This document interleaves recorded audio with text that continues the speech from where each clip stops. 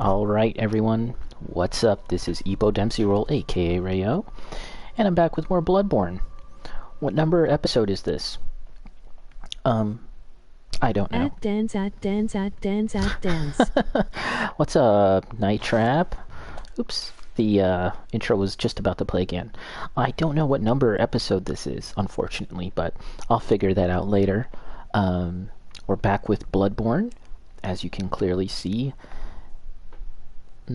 These past few days or sessions I've been playing Hades, which was a nice break from Bloodborne, but you know, inevitably all roads lead back to Bloodborne. So let's just get into it. Today I'm planning on mixing things up a little bit, probably the first hour or so. I was thinking about doing some PvP, and then a little later, if there's time, and if I'm up for it, doing some more story progression. So how about we do that? This is the okay, tell you what, I already have this set up. Let me see. What do I like here?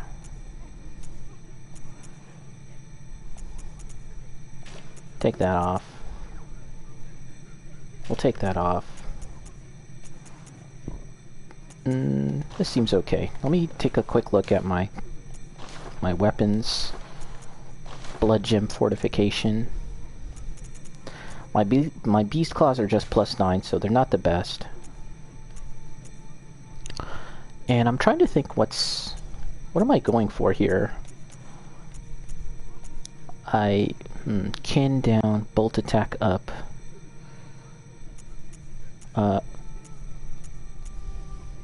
Okay, so it looks like I was trying to make like a bolt-based build here. I don't think it's going to be that great, but you know what? Let's just give it a shot. What the hell? Let's just give it a shot. So here's the idea that for the first few matches we'll do a beast.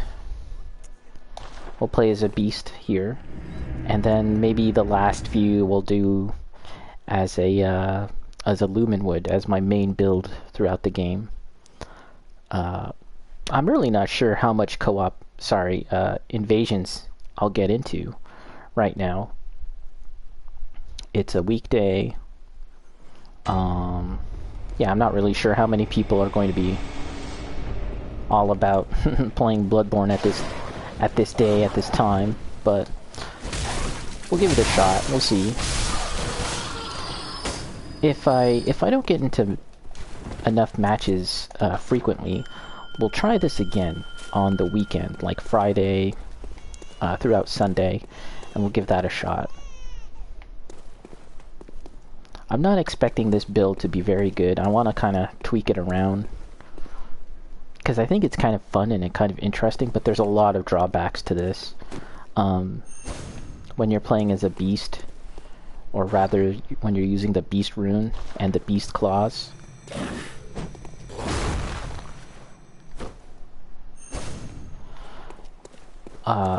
Every attack that I make using the claws, it builds up meter, right? And as the meter gets higher, the more damage you do. However, that is proportional to how much damage you take in return. So, as the meter gets larger, I take more damage back, which is obviously not ideal. But I figured, let's give it a shot, let's give it a try. And yeah, this is a pretty good location to get into PvP. So how about we just chill and hang out for a bit and see what we can see. See if we can get some action. Maybe I can practice against these guys. But definitely, I was able to get into some decent co-op. Sorry. Invasions. Wow.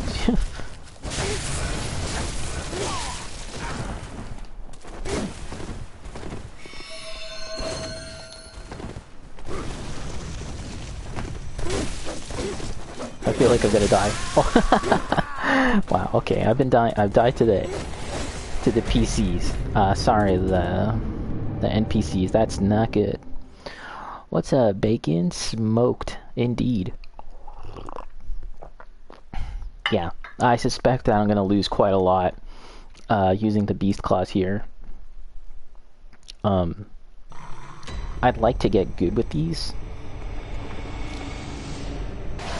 but it's a little tricky.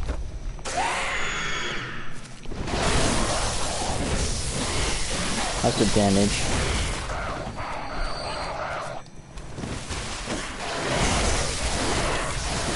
Oh my god.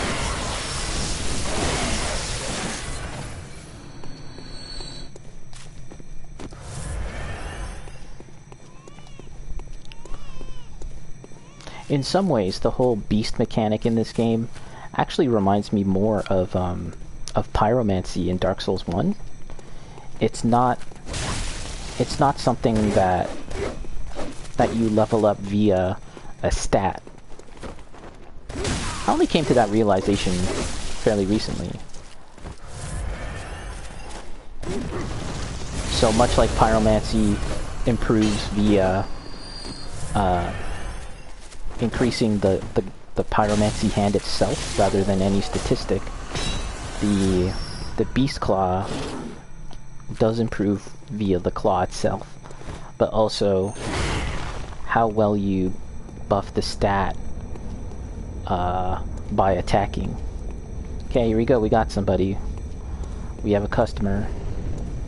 Endless Nightmare. Alright.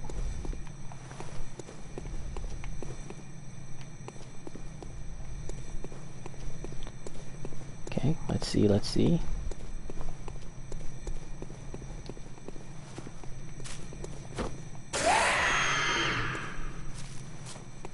see, let's see. Where's Mr. Endless Nightmare? Okay. Oh! Okay, we're not greeting each... Oh boy. Wow, the damage. That was a one-shot kill. What's he using? The ashen blood or whatever it's called? So yeah, let's try, let's die a handful of times. We'll consider this our warm-up period. And, bone ash or something like that? Yeah, it could be the bone ash. Took me to the bone zone, god damn. But, yeah, with the, with beast blood, you take extra damage back, so... I don't know if I was taking extra damage because of the beast blood. Sorry, the beast rune. Probably not. It only goes up... It only goes up as the beast stat goes up. The bar.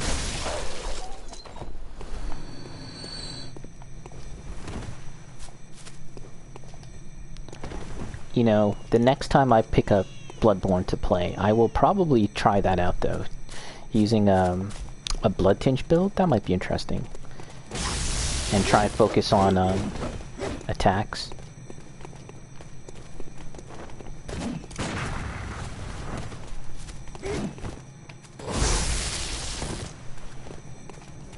Okay. Reporting. Yeah. So we're getting into some decent fights, actually. Blood tings plus the cannon might be fun. Did you intentionally say blood tings? But yeah, the cannon. Did you see, by the way, Bacon, there recently, like as of last week, a new glitch was discovered, the infinite ammo glitch for the cannon. Very good, very juicy stuff. In fact, no. Maybe I can try it out. Okay, we're fighting. Are we greeting each other? Come on, let's be honorable hunters and greet each other. No? Okay, we doing this? You doing this, my guy? Hmm?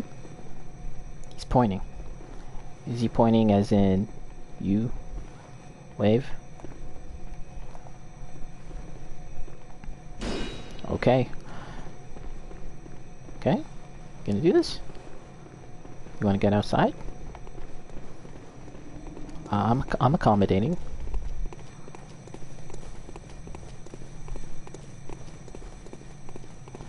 Unless this person thinks that I'm a friend.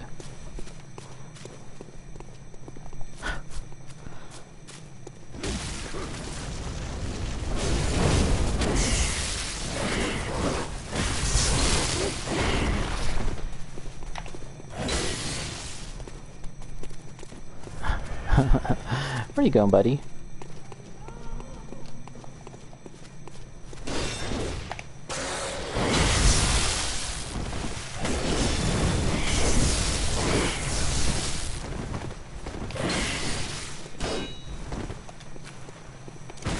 Oh. Woo, woo. Spicy.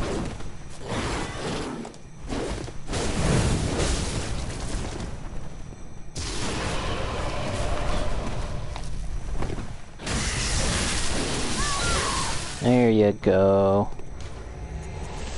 That's my first one using this build.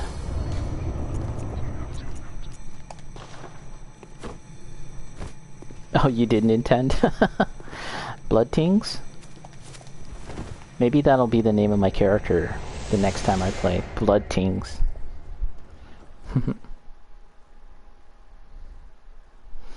But yeah, last week, just recently, they discovered a new... No more tentacles?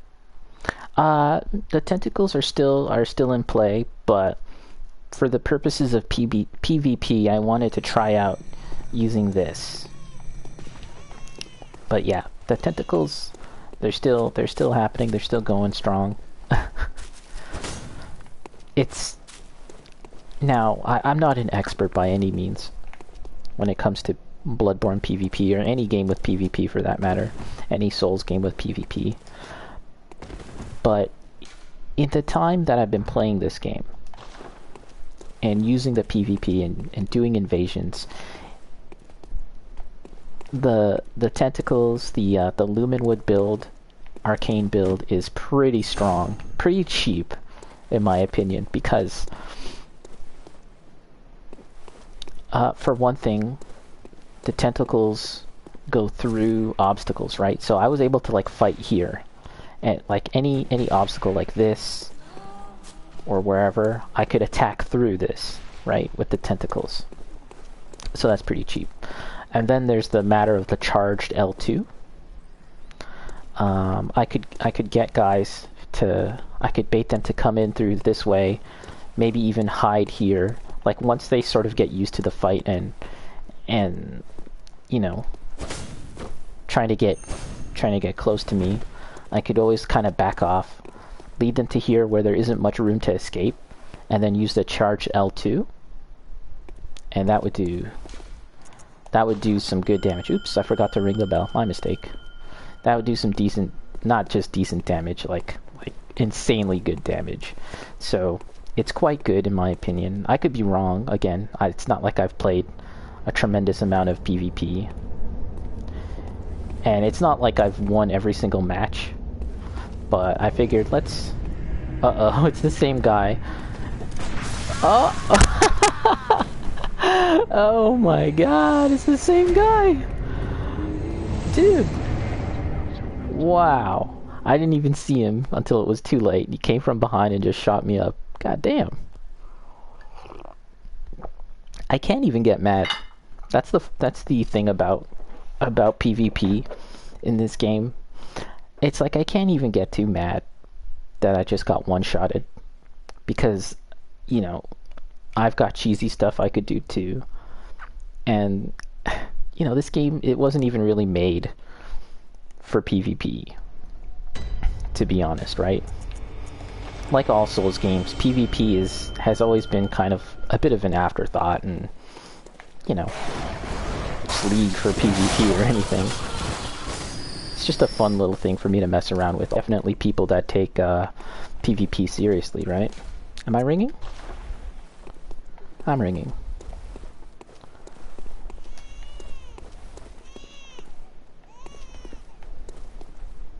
Alright. Oh, gotta get my souls. Or my blood echoes, as they're called. Watch, if I get that guy again... What's the strat? What's the strat?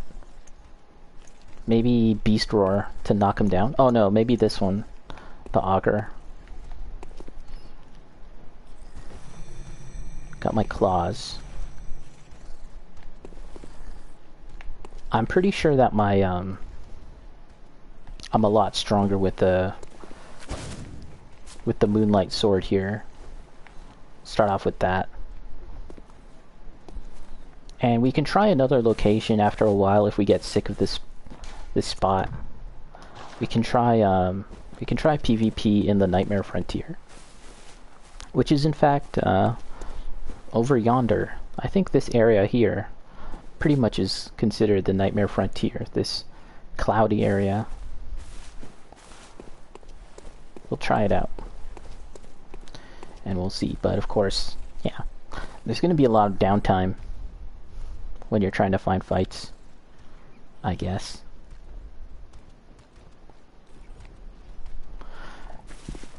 So we might as well chill.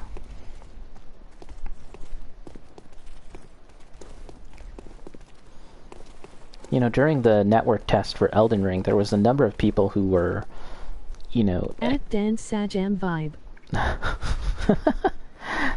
There was a number of people who, you know, explicitly were attempting to learn about the PvP in Elden Ring more than just progressing through the story itself. Because, yeah, that's the appeal for these games for a lot of people, is the PvP itself. I'm interested in how that's all going to work in Elden Ring, just because it's a huge open world, and I've been watching some clips of people who were able to invade and essentially stalk their prey for minutes, for, you know, like half an hour or something, just following them until the time was right to attack. I thought that was really interesting. I'm assuming that the game notifies you when you're being invaded, like every Souls game. However, it seems like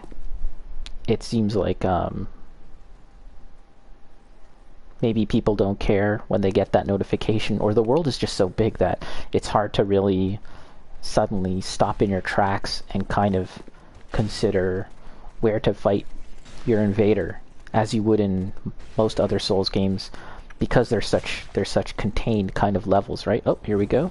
Got a lucky customer. Who is it? Is it that guy again? If it's that gun guy, well, I'm gonna die, but I don't know. We'll see. Okay, JMS player BR. Let's see, where's he at? Okay, I think he's up here. Are we gonna be gentlemanly? You gonna be gentlemanly? Yes. Honorable, honorable. Okay, okay, let's go, let's go. What do you got? What do you got? What do you got? You wanna come out here? Oh. Oh. Oh. What do you want?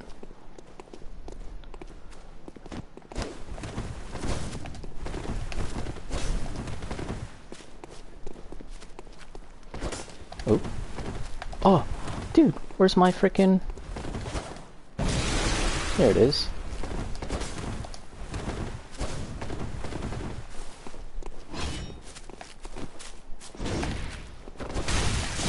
Okay. Oh boy, one more hit and I'm gone. I have a vow of no healing, so this is it, this is it.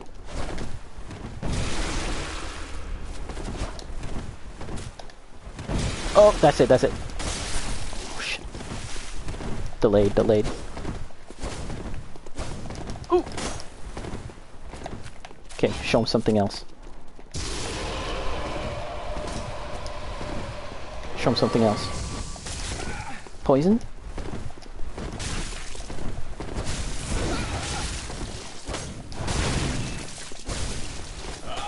There you go, gotcha. GG. Damn clutch. It was clutch. I noticed that there's some, like, delay. Like, it seemed like I was hitting him, but there wasn't any, like, I didn't see his health go down, and the same thing for me. Like, I noticed that he hit me like once or twice, and my health didn't go down. That's just one of those oddities of PvP for Bloodborne and Souls games. It still felt responsive. It's the matches where I can clearly tell that there's like a guy lag switching or like complete unresponsiveness. That's when it really sucks. I've only run into that like once or twice in this entire time that I've been playing PvP, like recently. I've only run into that like once or twice, so it's not too bad. Like I noticed that there was this one guy that was kind of like jittering, like he'd be dodging. It almost looked like a Korean backdash, right? And it was causing like, yeah, it was causing lag or something. Okay, another lucky customer. Who we got? Who we got? Who we got? Who we got? Honk Hodgers? Oh boy, it's Honk Hodgers. It's Honk Hodgers. Oh, look at him. This looks like a troll. Oh no. Okay, he changed his outfit. Oh yeah, we're bowing, we're bowing. Doing the greeting. Okay, let's... This game needs rollback. Yeah, rollback? That would be sweet, actually.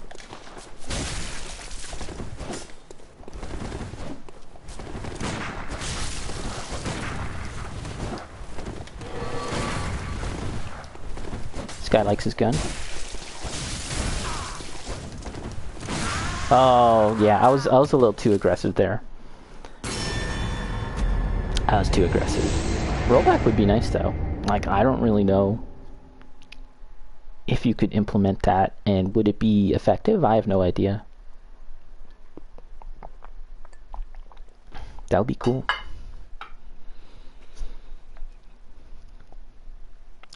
Are there any games that use rollback that are like 3D? You know, like 3D spatial movement?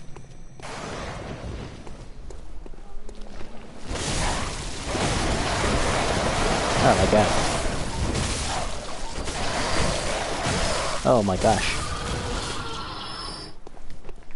Okay, let's ring that bell.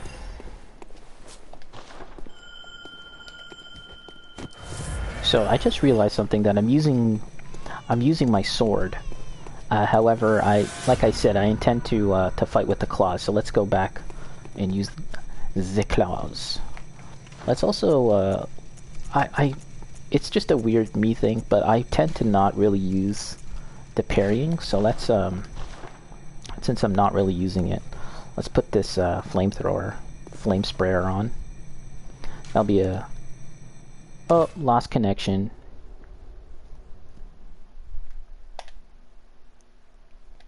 Kicked out. Back to the main menu.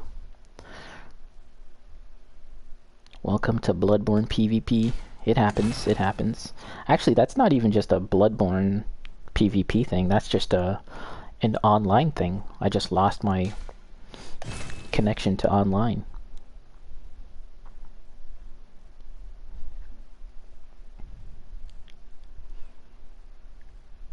So I was reading an article from Jeff Gerstmann from GameStop / Giant Bomb. I haven't finished reading it, but it's about game reviews and what do they mean in the year 2021. It's an interesting thing to think about, just because this guy, Jeff Gerstmann, has been doing game reviews and working in the game industry for, I don't know, since like the mid to late 90s, basically forever. So the industry has really changed and shifted throughout the years. And he talks about how, you know, in the 2000s, writing a review was really useful because, you know, he was able to save people money. Like if he wrote a review, played a game, if it sucked, he'd write a review and let people know that it wasn't that good, and, you know, people would save $60. That was, in his view, that was the main purpose of a review, right? However, you know, in this day and age, so many games are free to play, right? So many of the big games are free to play. So what does that mean? Like, you know, given that his main objective is always to sort of provide insight as to if a game was worth spending money on. Well, what does that mean when a game is free nowadays? Like, and he specifically cited Halo Infinite, where the multiplayer is free.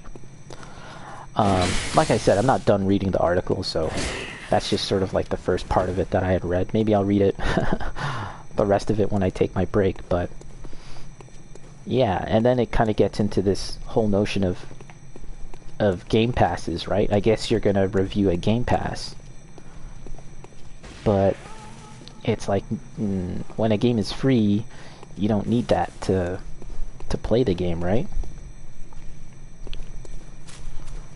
Ooh, shit. I just realized I gotta charge my second screen dealio. Give me a second here. Hopefully I can do this without getting invaded just yet. I heard they had to shut down the subreddit for Halo Infinite because of how angry everyone is. That is just crazy. Like, what exactly what is it that people are upset about? I don't even really understand, to be honest.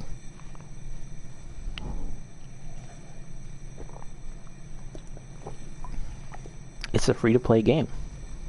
I guess they don't like the progression, right? That seems to be the main thing that I'm hearing.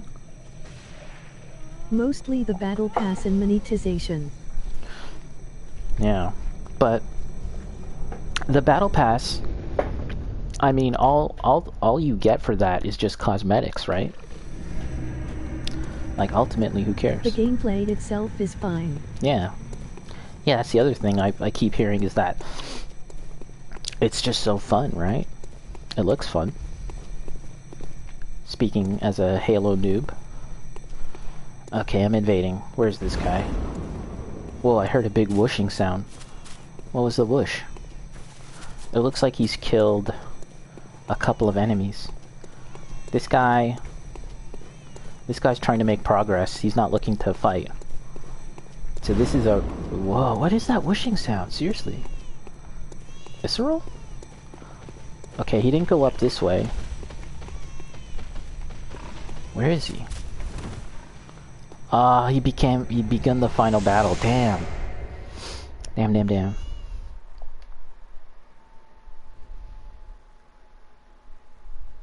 Yeah, so they're shutting down the forum for the weekend. Do they honestly think that people are gonna chill out in that time, and when they come back, like, cooler heads will prevail and everything will be fine? Because, yeah. That seems very, very naive. The complaints will just start back up again, I'm sure. I think they should just make one mega thread, simply to act as a containment thread, like put all your Halo Infinite complaints, Battle Pass complaints here, and just dump everything there, and if someone posts a complaint, like a separate post about the Battle Pass or whatever, then just delete the thread and say, you gotta post in the proper thread. I was actually just watching Digital Foundry's overview of Halo Infinite from a technical standpoint, the campaign, and for the most part, they're impressed. They sounded like they liked what they saw.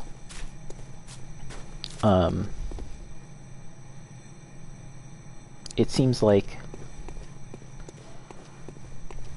there's aspects of the game where the graphics maybe kind of are a letdown, especially with regards to the... Okay, we got an invasion. I'm gonna shut up now and hunt for this guy, because I can't talk about...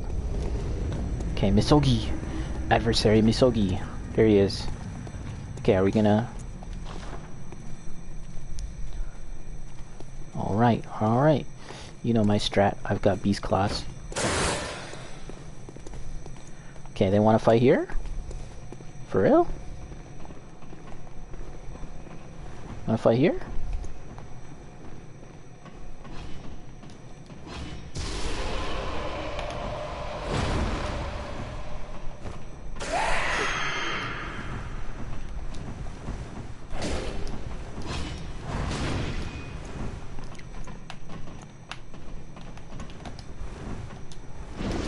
Whew. Big swing. Oh, I whiffed, I whiffed. Oh, oh, oh. Oh my gosh.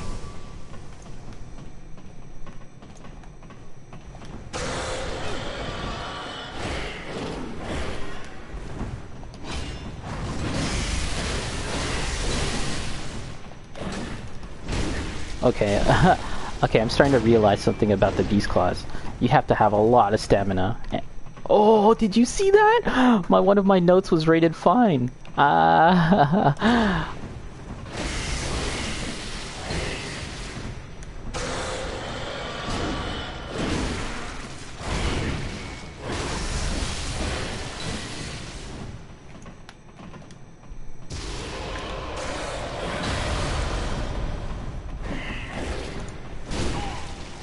Oh, that's death.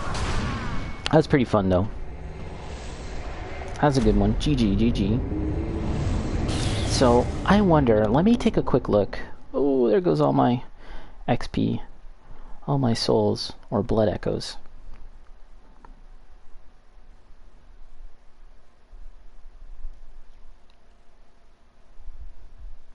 I want to check and see if my stamina, if I have any stamina draining gems on, because that is no good for the Beast Claws.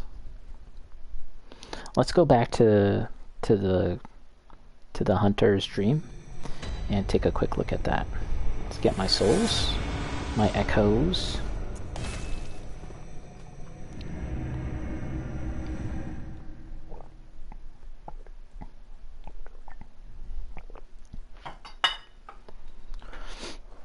Yeah, it's something that I think Mojo was talking about the last time you guys were streaming the podcast, was just this idea like of progression in games. And I don't mean progression like going through a story, but this modern concept of progression that you see in a lot of multiplayer games and season passes and stuff. And it's almost like that has overwritten the notion of just playing a game to have fun. Like, the whole reason people would play, let's say, Metal Gear Solid, right, over and over again, was because it was fun, and within that space of the game, there was so much you could do and experiment with that it was fun. However, now with this idea of season passes and stuff, and what they're calling progression, it's like the game is sort of dictating to you, the developers rather are dictating to you how you should have fun. Game as a service model. Or yeah, or a gas, right? Gas.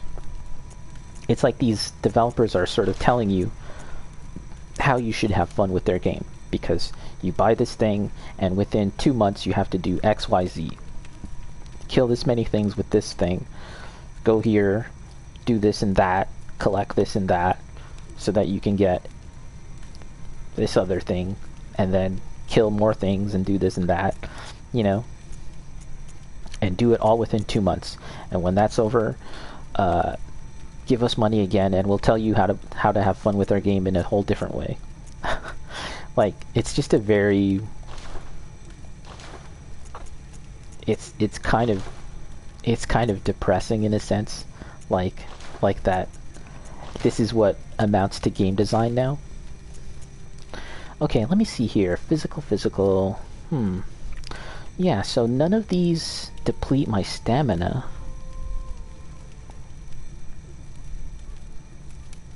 Okay. I just have to learn not to be so spammy, I guess. Otherwise, I feel like it's not bad. This strat that I have, it's lightning. I'm doing lightning damage. Okay. Let's use all these to buy some stuff.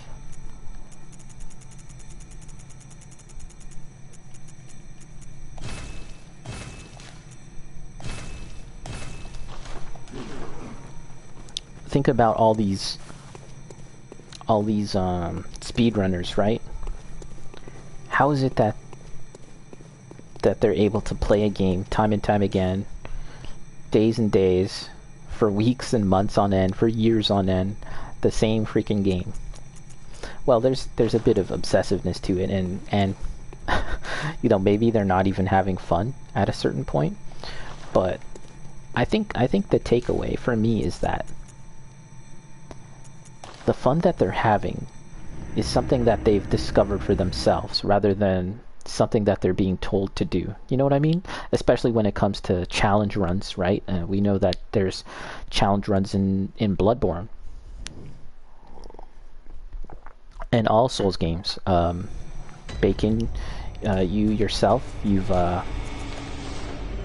played a number of different challenges for Dark Souls. You've done a whip run, a level 1 run, and those are all things that you've sort of decided for yourself to extend the gameplay. And I think all games are capable of that, so long as the bones of the game, so long as the standard experience is strong enough to support it, right? Ah, here we go. Discovered. Yeah, we're in a new location now, trying to get into a bit of PvP over here. We'll do some battles here, as much as I can find. And then when we're done, we'll try and make a bit of story progression. Or you know what? I don't know if we have enough time to do story progression. We'll see.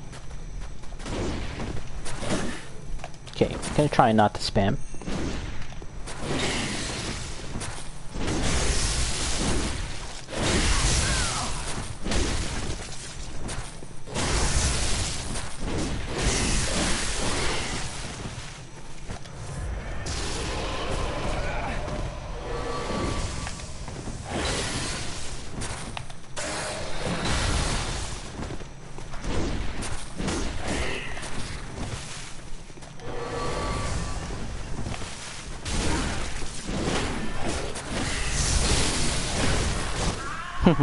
Yeah, I was too spammy there. As I said, maybe I'm a weird old school PvPer, but I've decided not to heal during combat. I think the last time I streamed some PvP, I healed once. But generally I like to not heal. I don't know why that is. I just know that was an old thing with Demon Souls and Dark Souls. And call me old school, I just like to... Blade seems popular. I like to just stick with that because I don't know. It keeps the matches from going on too long. Here, let's try something a bit trollish.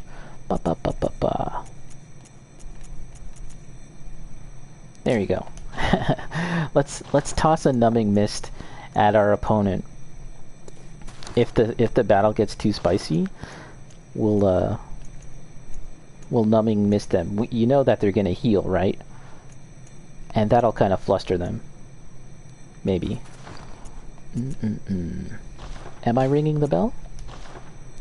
Ooh, we got another one. Got another lucky customer. Bacon, the Holy Blade seems popular? Yeah, I guess so. What does it scale with? Hey, look. It's a broccoli man.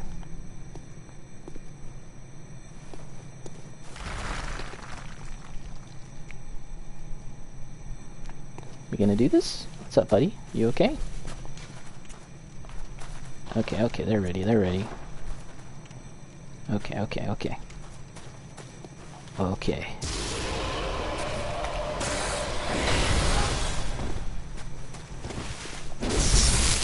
Ooh.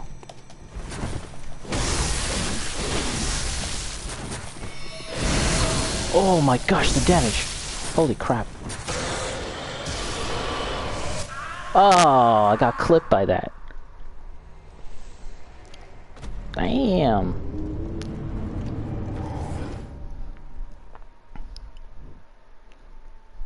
I got clipped by the the eye laser attack.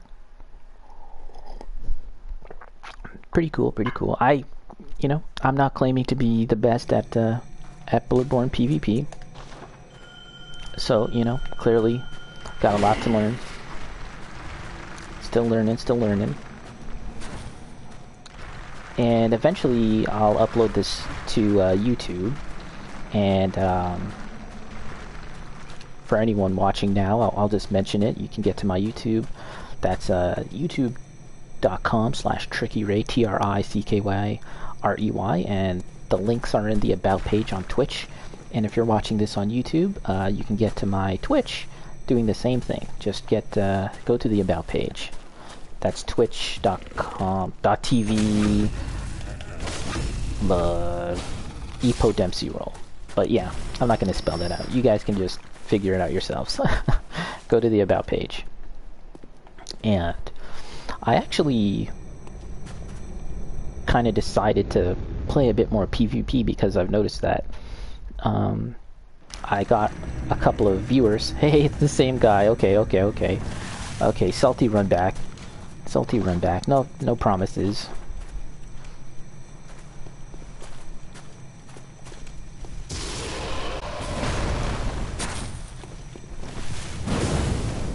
How about that? You like that?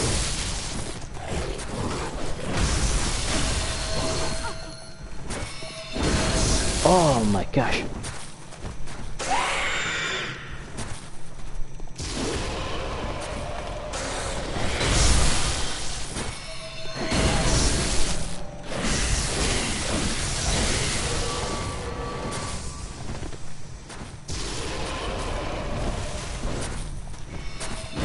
Whew.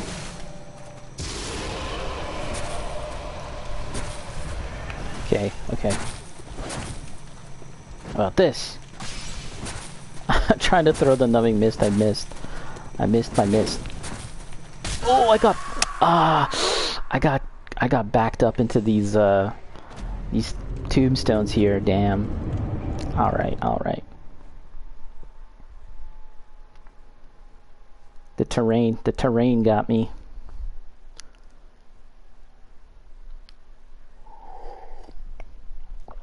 Okay, let's do a couple more rounds over here. I really don't know where else is a good place to get into PvP.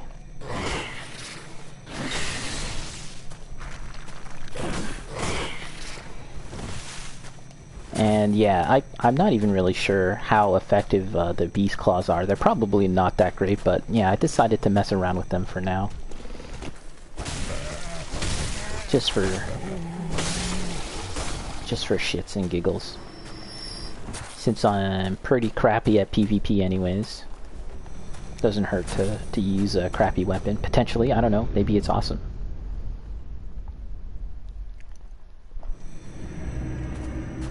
Who's this? New guy? Gideon the Ninth.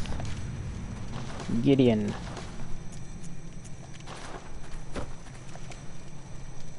Here, have one of these. Ooh, Amygdala Arm? I like it.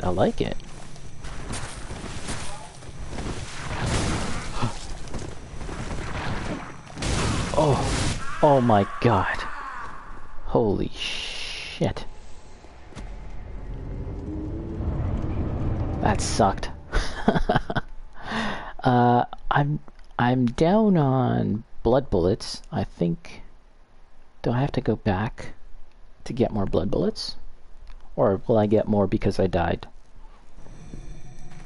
Oh shit. I gotta go back. We have to go back. That seems like a good weapon with limited space to move around. The Amygdala Arm? Yeah. I was using that initially when I first started playing. When I first started this run, I should say. But I swapped it out, and my arm is currently level 40. Level 40. It's probably like a level 7 arm. Actually, we can check right here. Yeah, Amygdala Arm 7. I've never encountered that in PvP in my in my few times I've played PvP, that is. So that was cool. Let's go back.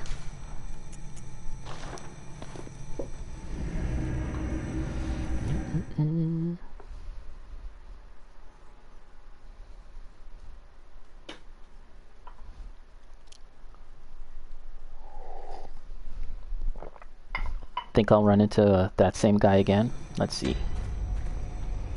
Let us see. So yeah, let's do some more PvP, and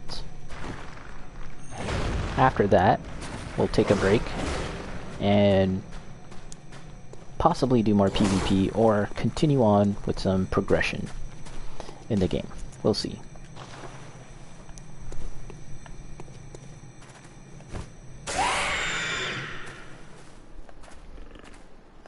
This place is pretty tricky to fight around, at least for a noob like me, just because, yeah, I'm not used to the terrain. I've seen, the last time I played, I saw quite a bit of, quite a few people using Simon's Bowblade, actually, which is pretty cool. The last time I did some PvP.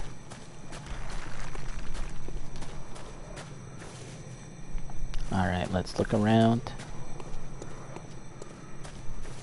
I totally forgot that there's a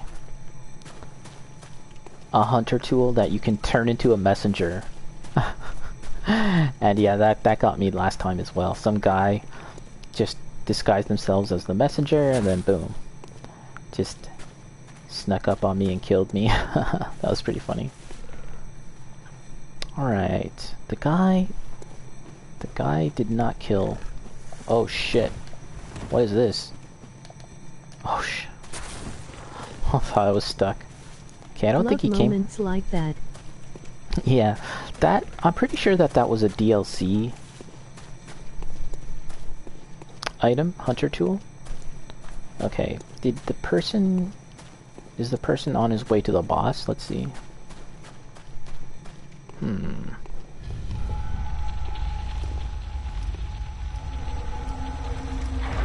Do you know, I actually haven't gone through this area with a fine-tooth comb in my own playthrough.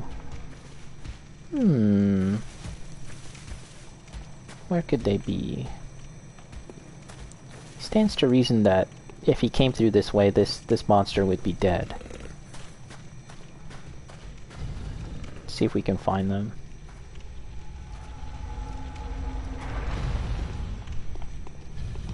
Yeah, but in that sense, the fact that the disguise spell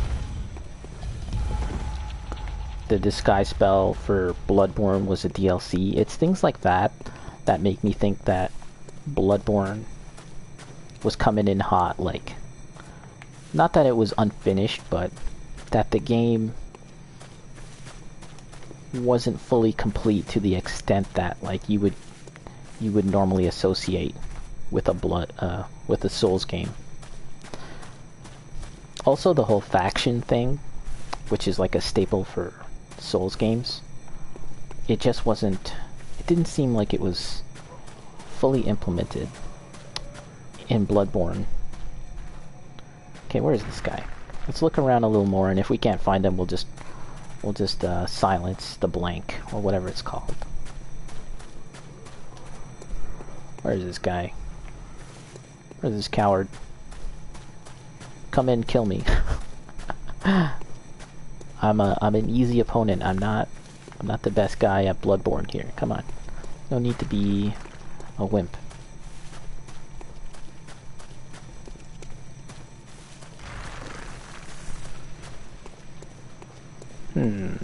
Alright. Be that way.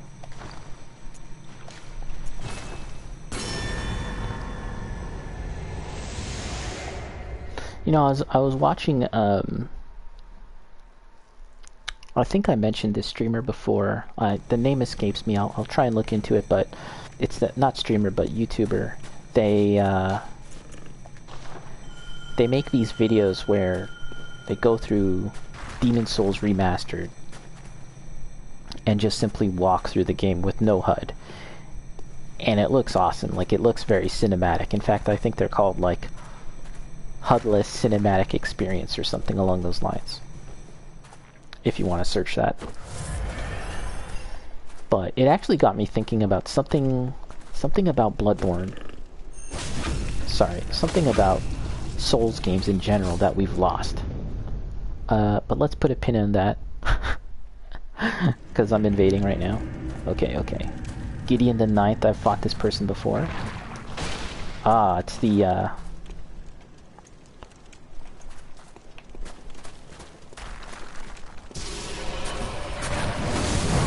oh, the arc.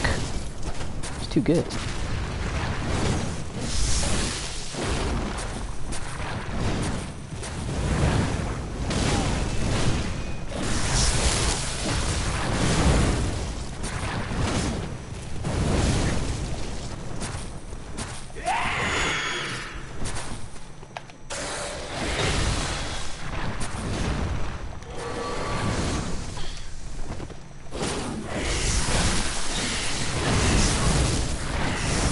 Slobber knocker.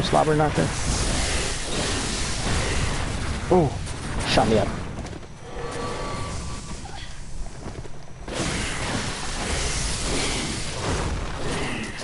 Oh.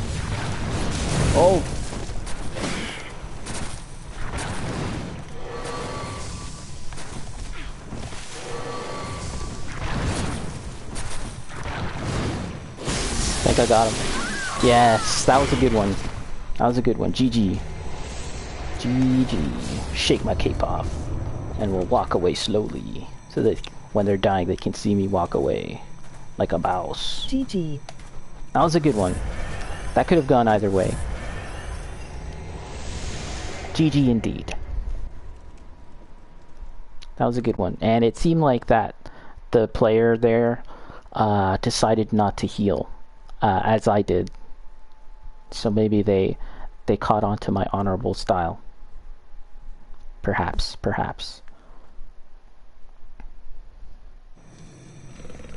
One thing I have to keep in mind with this, with the Beast Claws, however, is that you can't be too spammy. Like, there's this temptation just to wail, right? But I think that's kind of a bad idea, just to keep on wailing, obviously. So here's another thing that I'd like to experiment with. Okay, let's take off the Augur Vibratus. I like that move, but we'll save that for the tentacle build. Here's another thing that I was playing around with the last time I was doing PvP off stream. And it's the delayed Molotov. It's really cool. It's a way to force your opponents to kind of move when they don't want to move. And anytime you can get... That's just a general kind of fighting game thing. It's anytime you can kind of like... You can unseat your opponent, like, and get them to react to you rather than you react to them. That's your advantage, right? That's in your advantage. I'm talking like I'm good at fighting games, but I'm not. I'm very much a casual, pretty much. I used to play a fair amount of Street Fighter back in the day, you know, ever since Street Fighter 2 came out. And of course, like, I'll really keep up with SF5 and all the DLC and stuff like that. But, yeah, that's just a general good kind of concept to keep in mind. It's just... Here, I'll use one delayed Molotov. Actually, no, I only have 5. Don't want to waste it, but yeah, in essence, the delayed Molotov embeds like a mine, kind of like a mine, into the ground, and it goes off after a set amount of time. Is that a mine? That's more of like, well, whatever closest example you want to give. Again, that's just something that you can kind of get your opponents to start moving in a way that they don't want to. And that's good for you. Who do we got? Eric Zahn. Hello, Eric Zahn. Here, have one of these.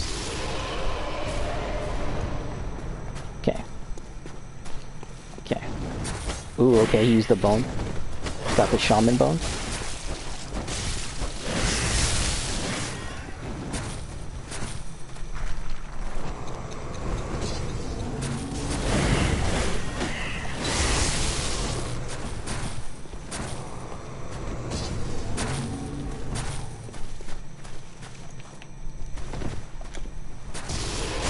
Oh, bad, bad, bad. Ooh. Ooh. That was bad.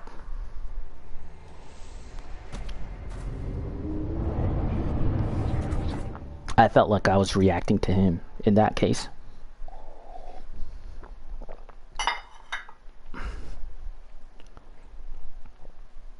Alright, so we've been doing some PvP for about an hour. Let's go on for a little more because it's fun. And then we'll see. We'll see. Delayed Molotov. Executioner's glove. Ooh. Here, let's get some okay, there we go. Got some more Quicksilver. Am I ringing the bell? No.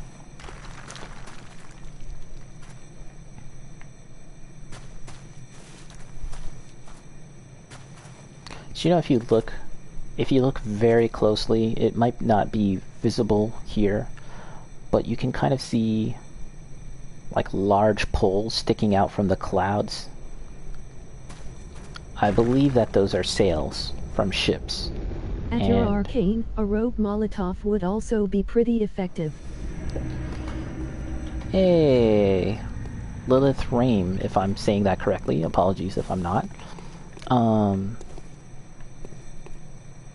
A rope Molotov. You know, I actually haven't used those. I should check those out.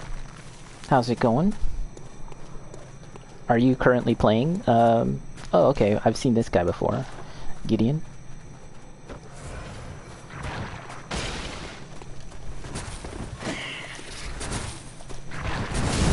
Ooh.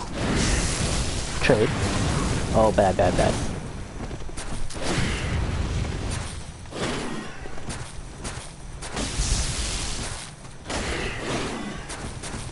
Whew, I'm getting dizzy, all the camera turns.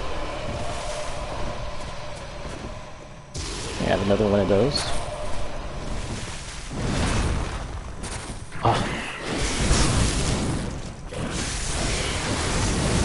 Ooh. Shit! Oh, I'm backing down now. See? He can smell the blood. He can smell the desperation.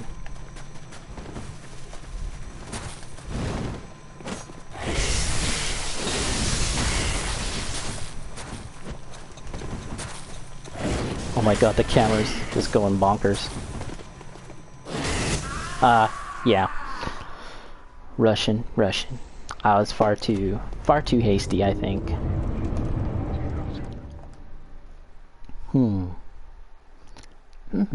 Should I go back and get more... Okay, no. I like to use a lot of arcane... hunter's tools. I don't really have much on me to use right now. But we'll do one more match anyways. And we'll see.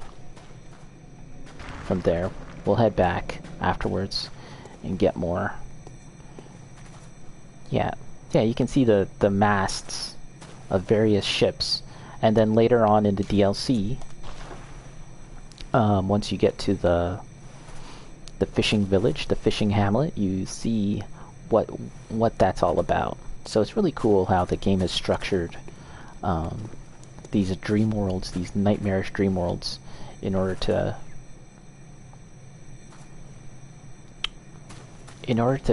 give a sense of progression, I guess, is the best word to put it, even though I've been saying the word progression a lot. Oh crap, you know what? I should have equipped those rope Molotovs. I haven't used those before. I think they drop a lot faster compared to the normal. Who is it?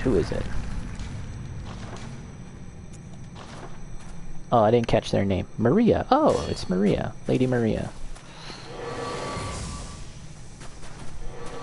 Oh, you got the eyeballs too? You got that? Oh, man.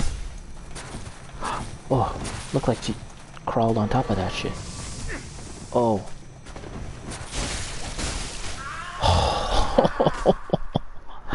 Holy crap. Maria, hello. Yeah. Again, I'm not an expert. I'm barely good. I'm barely good enough to play the main game. I die a lot in that too. Alright, let's head back. And we'll go back to the first location. And let's see. See if we can get into a couple more fights.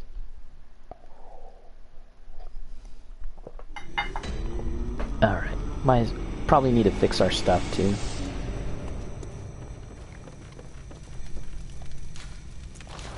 Yeah, I also feel like I'm getting a little too hasty with the just getting in there.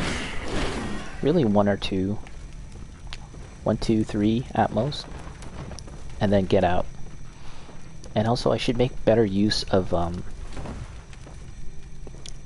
the dashing attacks. I can't lock on to anything here, but you know, when you like dash and then attack. Those seem pretty good. Because it seems like the range is really good. You get back into the enemy's face after jumping away. And that's kind of unexpected, but okay, so let's buy some more stuff. What can I buy? Oh, rope. There we go. Oh, wow, I only have 4? Okay, let's buy a bunch of these. Wait, hold on. Yeah, let's buy enough to play around with. And there's delayed rope Molotov? Shit. Well, I have none of those. Let's get some of those.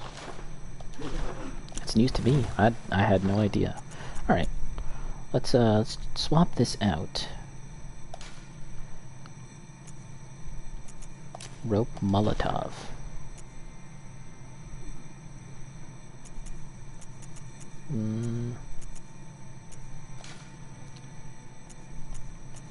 I actually prefer to equip less stuff on me so that I can cycle through, like, I clearly know what I'm cycling through.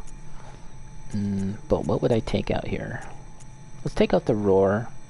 No, let's take out this. The numbing mist. I thought I could freak some people out by using that. Alright. Okay. So yeah, let's do a bit more. Let's go back to the original area and see. Let's test out that Molotov. I think I've only won like 3 times in this whole entire session, which is, you know, I don't mind. Whatever. Who cares? It's just fun. I just have fun. Imagine if there was a progression in a season's pass for Elden Ring. Oh my god. Good lord. That would be very bad. Like, play 10 PvP matches.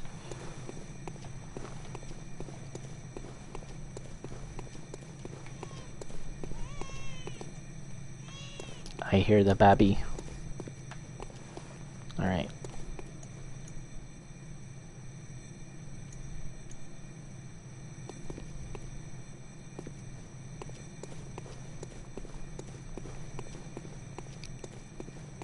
Ooh, that was fairly quick. Who do we got? Who we got? So I think, yeah, after a couple rounds of this, Jorge, I think that's the proper pronunciation. Jorge, or George.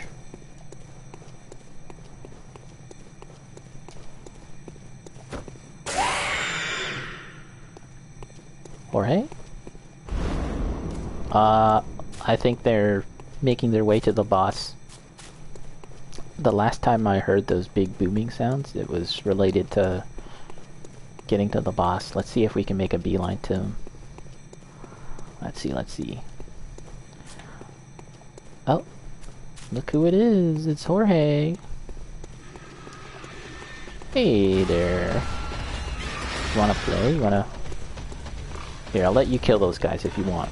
I won't interfere. Go ahead and kill them. I'd help if I could. I'm rooting for you, Jorge. Do it. Yeah. Oh, you're almost dead. Heal. Come on. Kill him. Oh, Jorge, I didn't even have to get involved. Jorge. Prey slaughtered. Here, have one of these. Jorge. I didn't want to... I was letting him take care of his business, and then we were gonna do PvP. I just stood there and watched.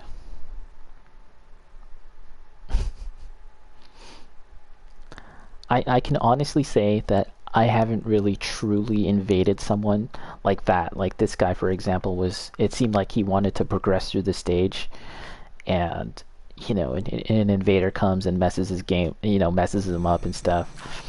I haven't really done that. I'm mostly looking to just straight up PvP. He's probably still wary of you since you're relatively close. Yeah, I guess I should have backed off. He doesn't know that I was trying to be... I was supporting him. Yeah, do I have to sit? Oh yeah, next time I'll just sit down. I'll just do this. Here, I'll sit right at the top of this staircase.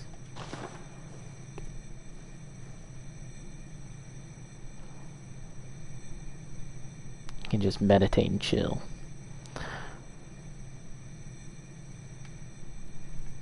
Oh, I also found a really good way to take pictures in this game. I'll do that later because there's a chance I might get invaded while I'm trying to show it off. And in fact, I previously had known how to do this, but I completely forgot, obviously, in the years since I first played this game. And oh, do I have to ring the bell? Shit. Oh wait, I think I am ringing the bell. Yeah. Okay, back to sitting down. Try and get a few more in. Okay, actually, if it takes long to find this next guy, that'll be the last one. The next one, if it takes too long. And then, yeah, instead of doing story progression, I think I'd like to go back to older areas of the game and see if I forgot anything, because there's definitely a couple of areas that I just kind of blazed through because I kind of knew where I wanted to go and I didn't really need any items, or at least I didn't think I would need them. So how about we do that next? And then, yeah, we'll wrap things up.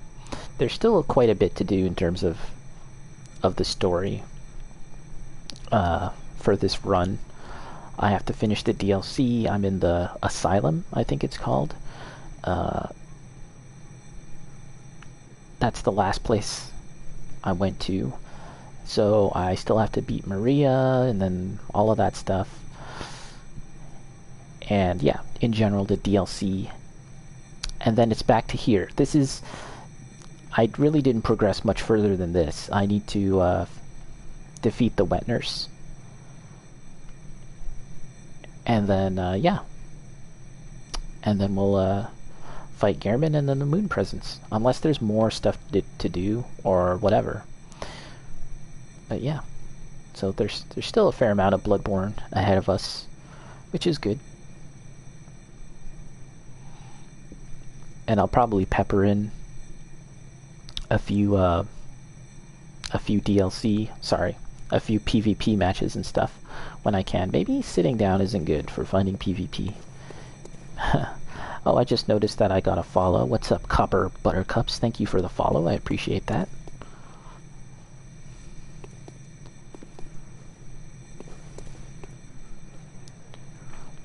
So earlier today I was testing out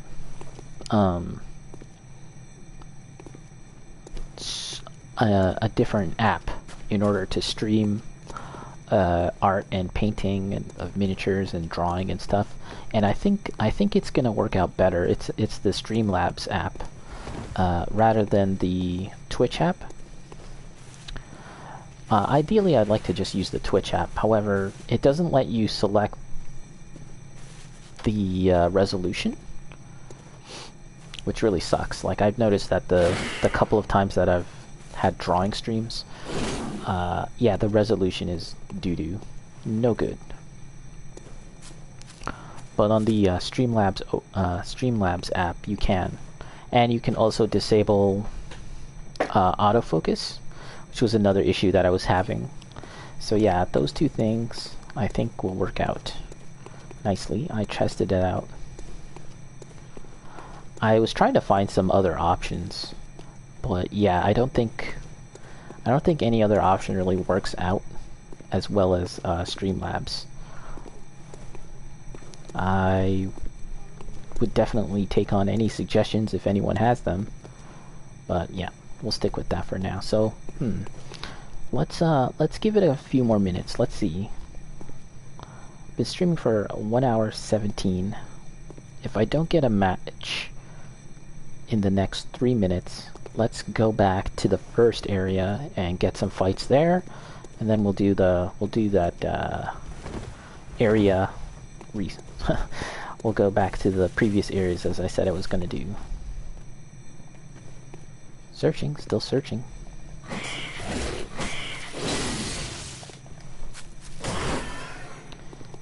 Yeah, I need to be less spammy, I think. I'm trying to spam too much.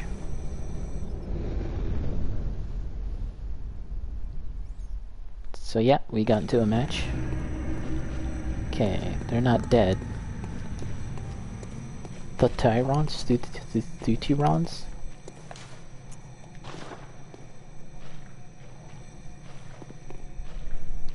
This guy looks like he's idle. Oh.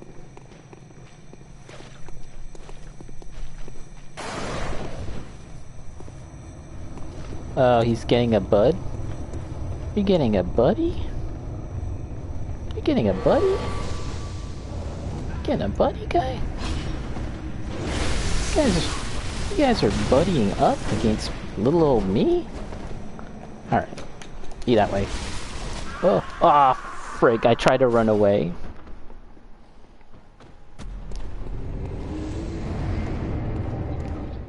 I tried to run away and get to some enemies if he was gonna get a co-op guy. I was definitely gonna use the enemies. Damn it. Alright, now I'm a little salty. So now I'm gonna do the classic Epo Dempsey roll one more time. One more time. The salt is overflowing.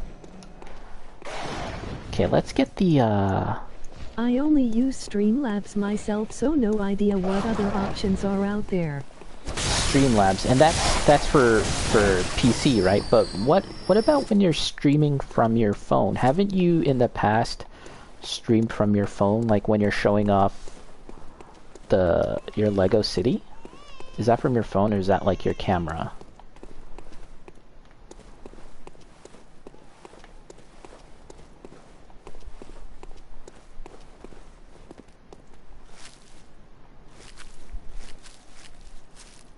I'd like to test out this rope Molotov. Yeah, I was gonna put that on and run away and then just poop one out, right? I'm only using the camera, still through Streamlabs. The camera, okay, still through Streamlabs. So Streamlabs, okay, so that's what I'm using too, though. It's Streamlabs. The interesting thing about all that is that there's this whole thing, and I'm not going to be able to fully articulate it. And actually, we'll just wait until I finish this fight, until I can explain what I'm talking about, because we got to find this guy. Oh, here he is. Here, give him one of these. Give him one of these. You like that?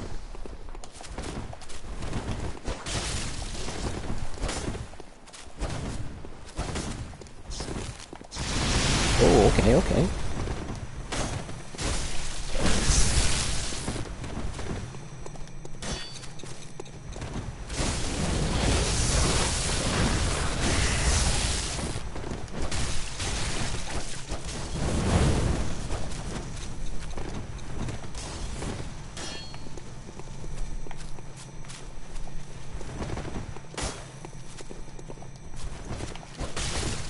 Oop.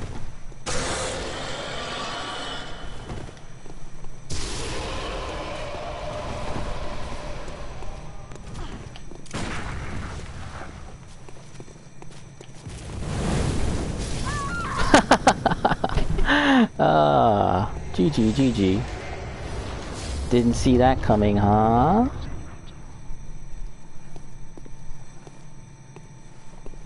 Alright. Well, I'm gonna run away with that one.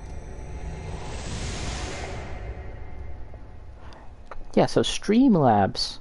Let me give a little debriefing on that last match. Actually, let's do a little match analysis. I think so. My whole strat right now, because I'm a super basic Bloodborne PvPer, is based around surprising the opponent. I'm not good enough to know what the proper counters are, to know the distance of each attack, so on and so forth. I don't know the meta. So my whole thing is I just want to surprise them with stuff. And that's, again, that kind of goes back to using the delayed Molotov. That goes to using, starting off the fight with Black Sky Eye and cycling through some of these stuff. And I whipped out this thing, the flame sprayer, at the very end and just went boosh. And then got the dub. I'll take it, I'll take it. They weren't expecting that. And again, they were kind of caught.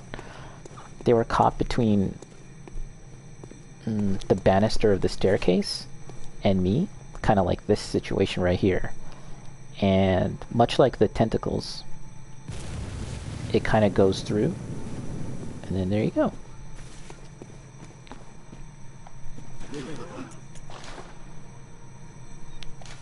I'll take it, I'll take it. Take what I can get.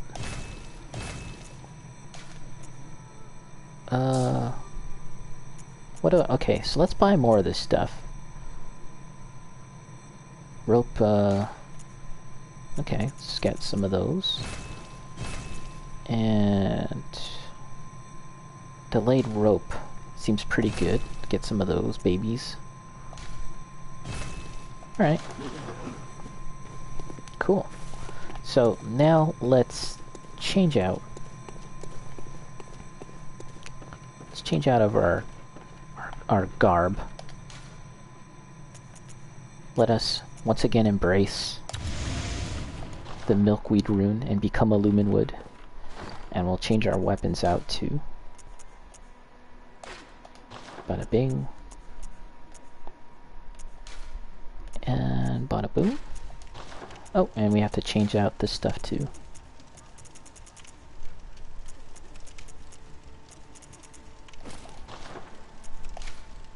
Da, da, da.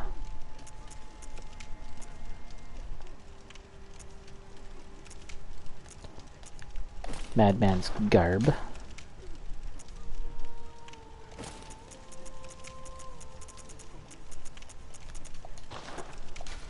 And bone ash. There we are. I'm not really sure.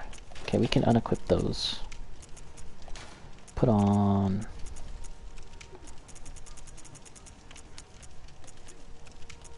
the tentacles. Where are they? Here we are. So yeah, now we are in PvP mode. Sorry, PvE mode. Oh, you know what? I just noticed I have 5 insight. That's actually a bad thing when you're trying to use the beast rune and go full wolfman, so to speak. The beast embrace and use the claws. So the whole beast stat thing, the more insight you have, the harder it is to buff that stat, or rather to fill up the meter. So I was kind of nerfing myself there. I guess, do you get insight every time you kill somebody in PvP? I have no idea. Because I thought I was at 0. And that probably would have accounted for why I wasn't gaining too much beast blood meter, or whatever it's called. Because my insight was at 5. It should be 0. But alright. Now we are entering the next phase of my session today, where I would like to go throughout some areas and try and see if I've forgotten anything. I'll also update my title for the stream, and I'll just say DLC progress for now, because you know, I wouldn't want anyone to come into my stream and expect me to be playing PvP when I'm not. I did notice just now that I got a decent amount of viewers who were watching because of the PvP, my amazingly noobish PvP skills. Alright. So yeah, I feel like I've seen everything there is to see here. Oh, you know what? There's Lawrence. I haven't fought him yet. You can try that out.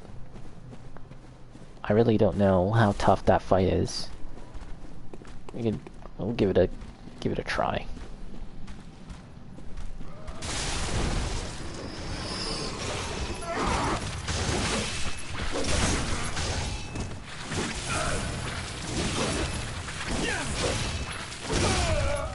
This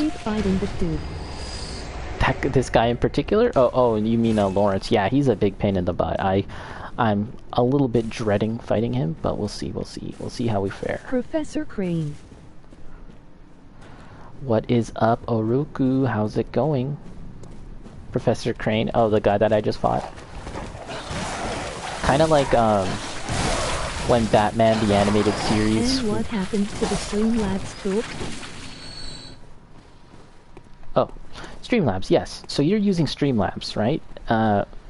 So there's Streamlabs for, thank you for reminding me, by the way. There's Streamlabs for iOS, for mobile. And yeah, I was reading just recently that there's this whole kind of, I don't know if you want to call it drama or whatever, regarding Streamlabs and OBS. Because OBS is, I forget what the proper term is, but they're like open source software, right? And Streamlabs is an entirely different development studio that has taken on the OBS development software and, you know, basically created a supposedly more usable front end, right? However, because they've chosen to call their software Streamlabs OBS, it's caused some problems with the OBS developers, because it's not from them. However, it makes it sound like it's from them, right? And the problem is that Streamlabs has taken over and has essentially copied a lot of the marketing and branding from OBS.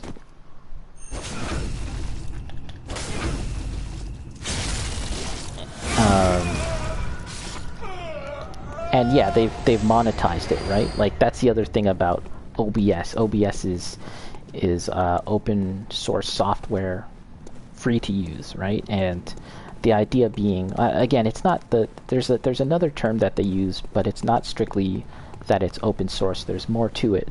But the idea is that developers can use it free, and any improvements that they make to OBS then gets introduced back into the proper mainline OBS, right? They can do whatever they want with it. But yeah, then it kind of gets introduced back into OBS, and that's how the software kind of grows and evolves. And this is all free. However, Streamlabs, they've kind of gone off and developed different things for OBS, yes, to make it more usable, but also they've kind of introduced a lot of monetization to it. which is like kind of against the original concept, I guess, for OBS. I'm probably not explaining it all that well, but when a lot of this news came out, there was kind of a big backlash towards Streamlabs, and a lot of people sounded like a lot of people ended up leaving Streamlabs and just using straight up OBS or some other software because of all this. It's kind of like the long and short of it. But yeah, again, I'm probably not explaining it as well as I could be, just because yeah, I don't really know too much about all of this stuff. But I wanted to kind of at least know a little bit about what was going on, just because yeah, I am planning on using something, and that something ended up being Streamlabs.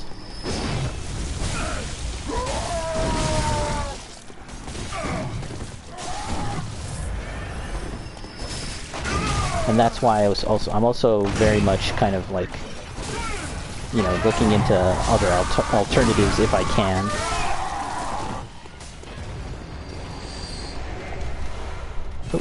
Oh, I'm maxed out on blood vials? Whoa, buddy.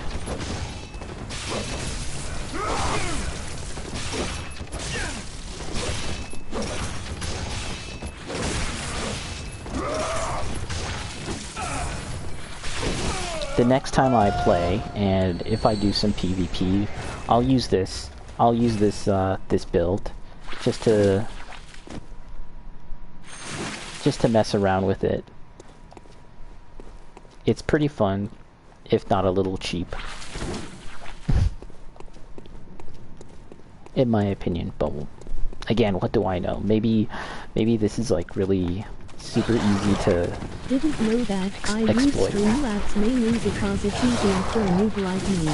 Exactly. Yeah, I'm pretty much in the same boat. Like I'm a big ass noob, even more noobish than you. So yeah, and hopefully I kind of got the general gist of what all that stuff is about, and hopefully I'm not kind of like missing the entire point.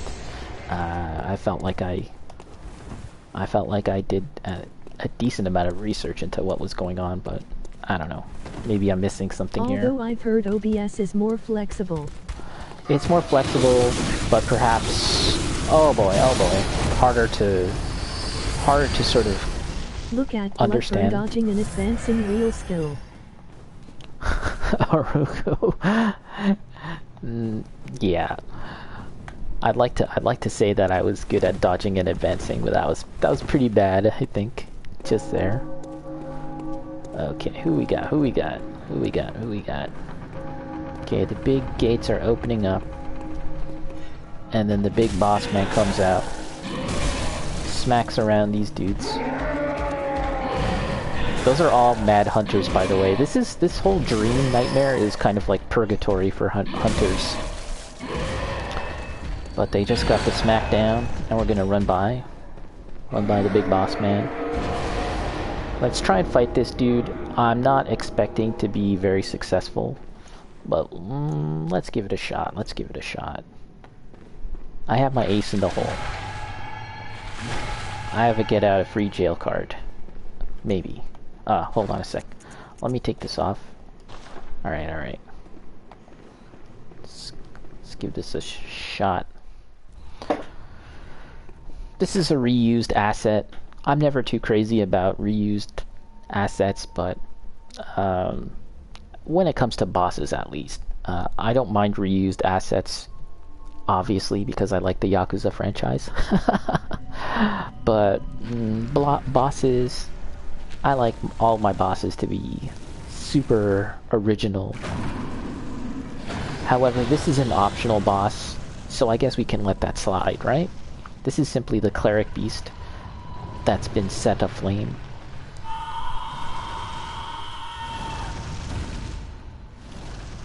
Alright.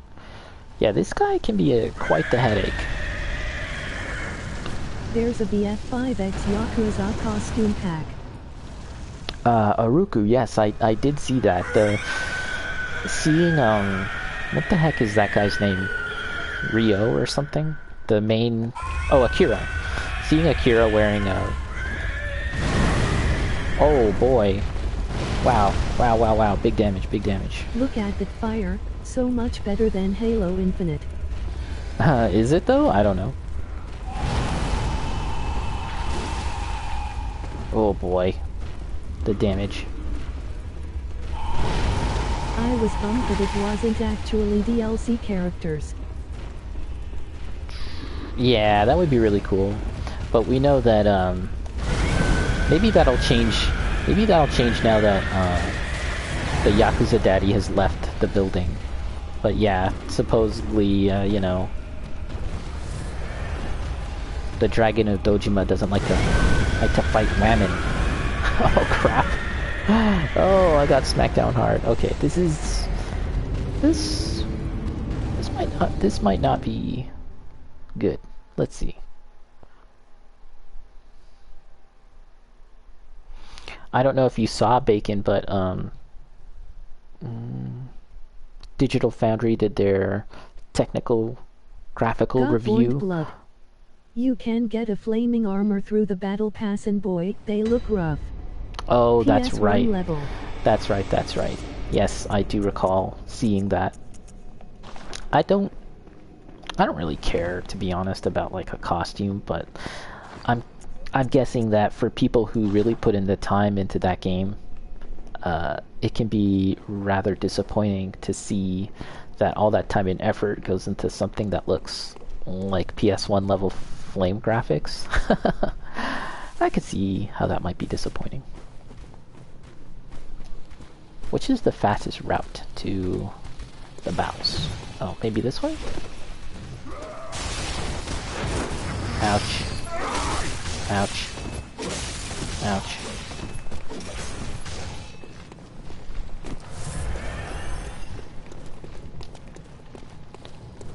Okay.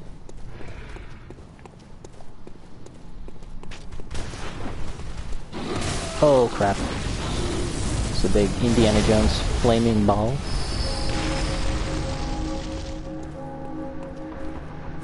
Okay, what's the strat? What's the strat against this Lawrence chap? Okay.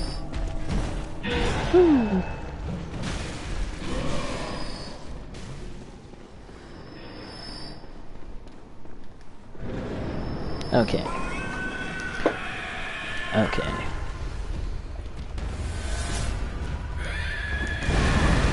Okay. Awesome. What the hell? Okay. So, the strategy is not to go right up to his face and mash the attack. Point taken.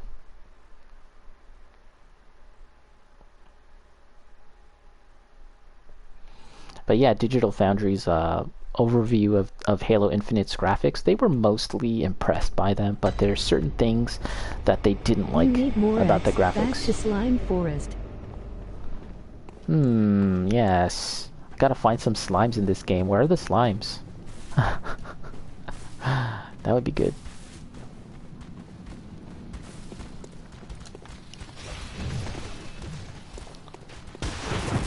Oh my god. Oh my lord, leave me alone, sir.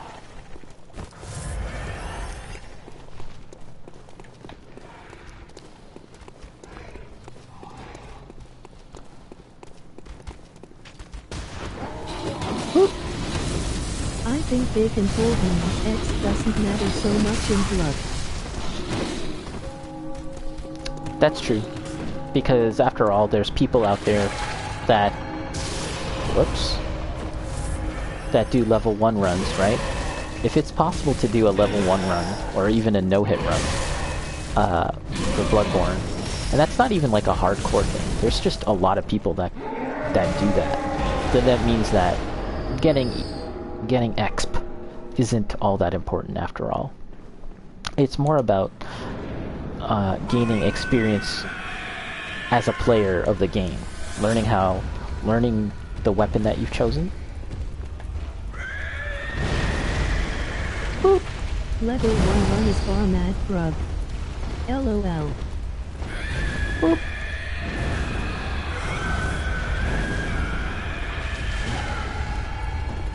I feel like Halo looks good for today's standard, but kinda a letdown as a next-gen game. Yeah, well, see, that's kind of like a mixed message then, because it's like, it is, at once, today's standards are, or rather should be, next-gen standards, right? We are in the next-gen, and so your standards should be that of like proper next-gen graphics, so to speak. And yes, that game is multi-platform. It's on the Xbox One, but nevertheless, it should still be good. It should still look good. I've never been entirely impressed. Wow. Okay, so that fist when he retracts his fist from the ground, sometimes it can cause a big explosion. Tickle. I've noticed that. So sometimes when I watch the replay of my games, of my streams, it looks like he's like trying to tickle with his tentacles. Is being held back by the previous generation though. And that's the problem with Xbox games. They can't have a legit next-gen game because of the Series S. Ooh. Yeah, I see what you mean. I would say that during the first year... Oh my lord, I saw that coming a mile away. During the first year of the new console gen, you know, you can kind of excuse a bit of that like crossover. However, like 2022 is going to be like the big thing for me. Is like, are we going to see truly? Are we going to be fully embraced into the next gen? And actually, the answer is no, because we know that a number of PS4 games are multi-platform. So yeah, to me, that just means that this console generation is likely going to last much longer than previous. And in fact, there isn't any doubt about that. It's going to be longer than anywhere from 7 to 8 years. It's going to be more like 10 years, in my opinion. Oh shit! I'm actually going to mute the text to chat. I might do that, because especially if I want to fight a boss. Oh fuck! But we'll see. We'll see. Uh-oh.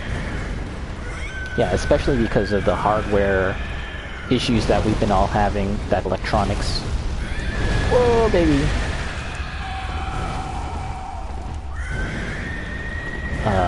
Yeah, the whole production aspect of life has been delayed. So, yeah, that alone, to me, suggests that this entire console generation is going to last longer than previous. Oh. What is even going on? What is even going on? Text-to-speech during a boss fight is a great idea. Yeah, it's an awesome idea. I love it. Not. Oh my god. Okay, we'll fight this guy a few times, but my original plan was to look around and see if I missed anything in terms of, like, exploration. You think this guy's weak to fire? I think he might be weak to fire. Oh my god.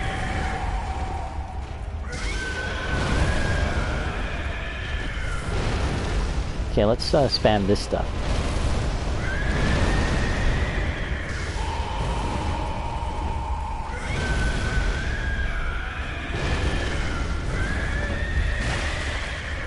Oh boy, embrace.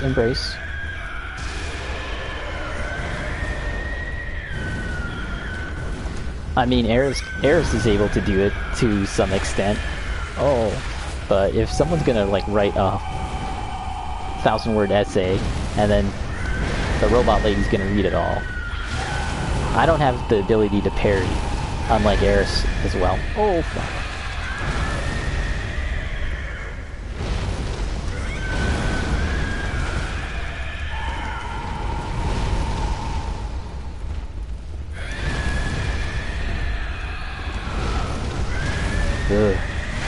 chill out.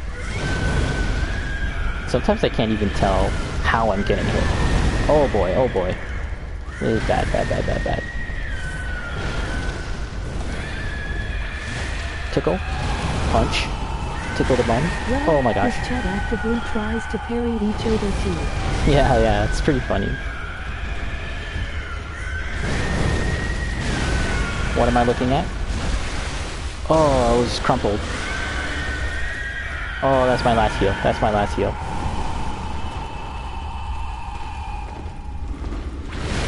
Tickle.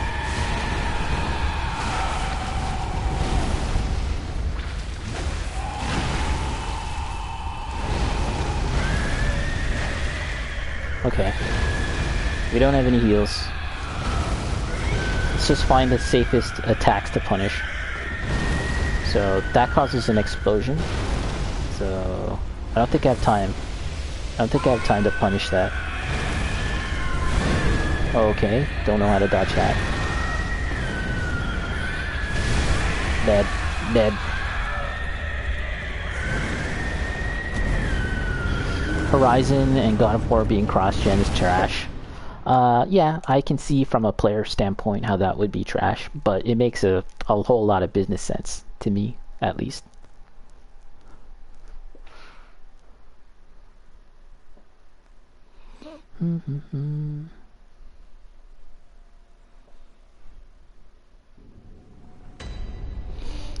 Alright. Let's do... I don't mind one of them being cross-gen, but both. But both, again, that's, again, from a player perspective, it kind of sucks, but... Yeah. Not only both, but also Gran Turismo as well. So that's 3 games, if I'm not mistaken. I don't think we need that... Choir bell? Ooh, maybe that'll be helpful. I feel like I'm shopping. Ooh. What a time to be alive. Let's see. Yeah, we can get these gloves. The gloves aren't too bad. Alright, let's try this loadout. Try a couple more times. 2 more times. Let's give it 2 more times. Do you think it'll be faster to just run up this way? Let's see. No, not really. Don't shoot, don't shoot, don't shoot. Okay.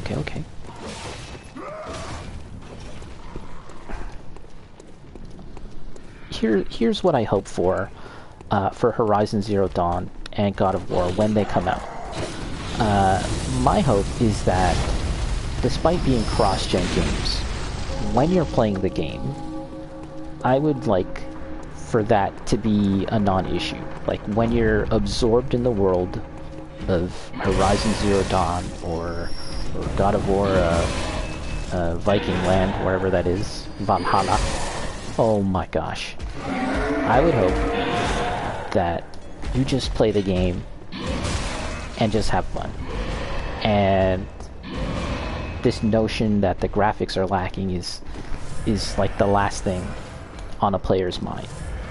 Is that possible? I think that actually is possible, just because I think that Guerrilla Games in particular are just that talented. But yeah.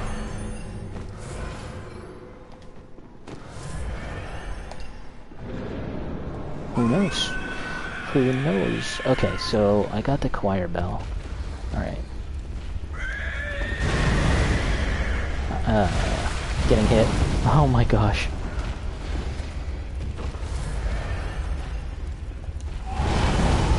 Wow. It's such a big radius. Okay, that was a grab. Tickle. Oh boy. Oh boy. Oh. What the hell was that? Oh my god, that was awful. Alright. Try, 1 or 2 more times, because that was just a complete wash. That was just buttocks.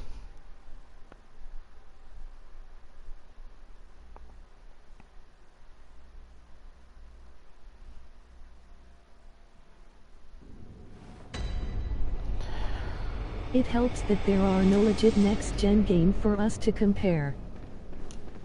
What about Ratchet and Clank?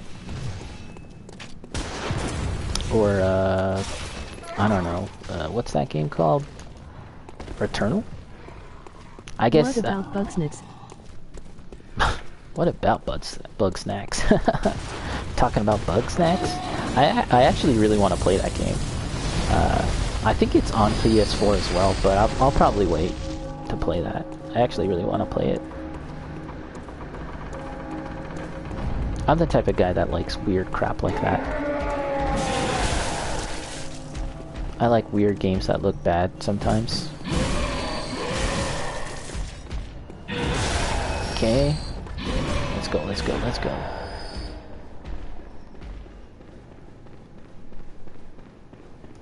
I legit need a PS5 when Wolverine comes out. Nah, Returnal isn't AA budget next gen, still an indie. But doesn't it look good? I don't know. I thought it looked really good.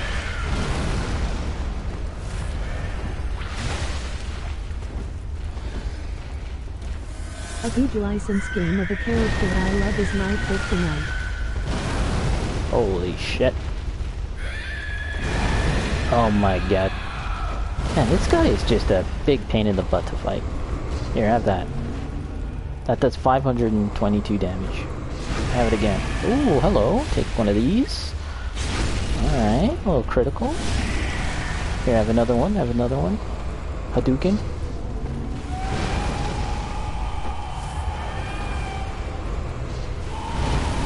Have another Hadouken.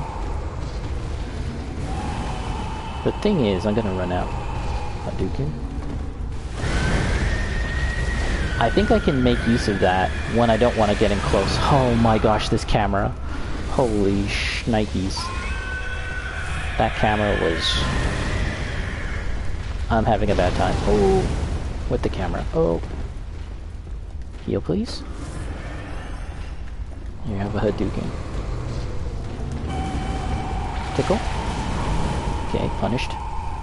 Have another Hadouken. It looks good, but not any better than existing PS4 games. I see. I have to admit that I haven't really paid too much attention to Returnal, like graphically. I'd like to try that game. Oh my gosh. Holy smokes. This guy is gonna be a problem. I'm gonna fight him one more time, and then I'm gonna get back to what I originally had set out to do, which was explore. The Demon Souls remake looks sick. Oh yeah, didn't the Demon Souls remake look sick? It died. It died.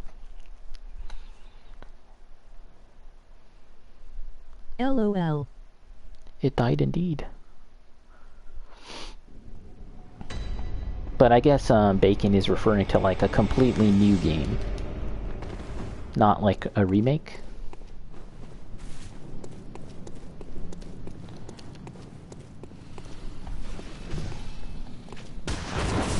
Oh my gosh, why'd I do that?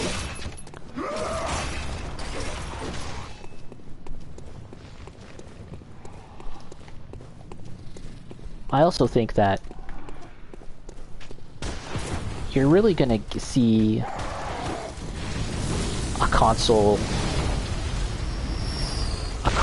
true final form in that final 1 or 2 years of the console's lifespan. That's just how it is.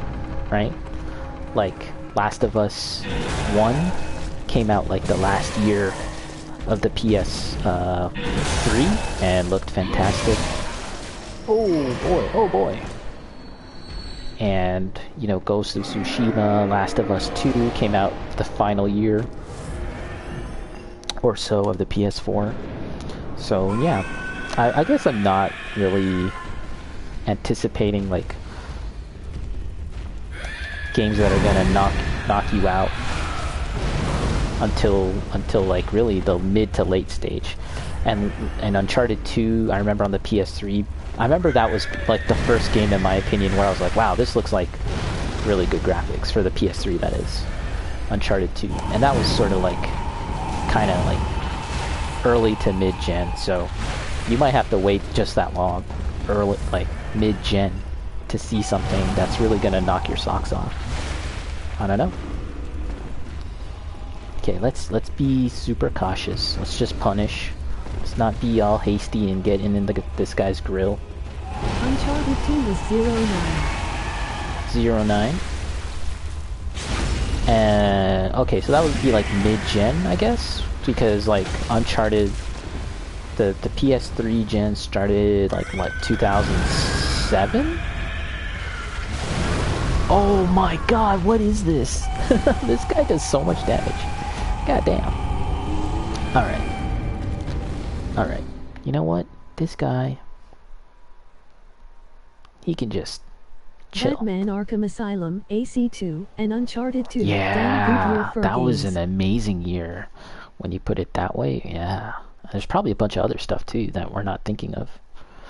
Yeah. Damn good year. I'm pretty sure there was probably a bit more Game of the Year awards that went towards Uncharted 2 that year, but I'm pretty sure Batman won a fair amount as well. Like, it may have leaned a bit more towards Uncharted 2, but yeah, there was probably enough to spread around towards Arkham Asylum and AC2. Yeah, definitely. Like, any of those games could have won Game of the Year, and I would have been like, yeah. AC had peaked. Peak AC. Oh my gosh. Let me take a moment here. Now that we're talking about AC, I read a rumor. Don't kill the messenger. Is that the phrase? Where did I see that? I read a rumor. And who knows if it's true about an AC game. So let's just read that real quick. You guys can look at my beautiful face while I read this. Actually, you know what? I remembered something that you can do to get a really good clean image without UI, and my big old cabeza won't get in the way. All you do is disable the HUD, and then you use this. Sit. No, actually you don't do that. First, what you do, press a whole bunch of buttons.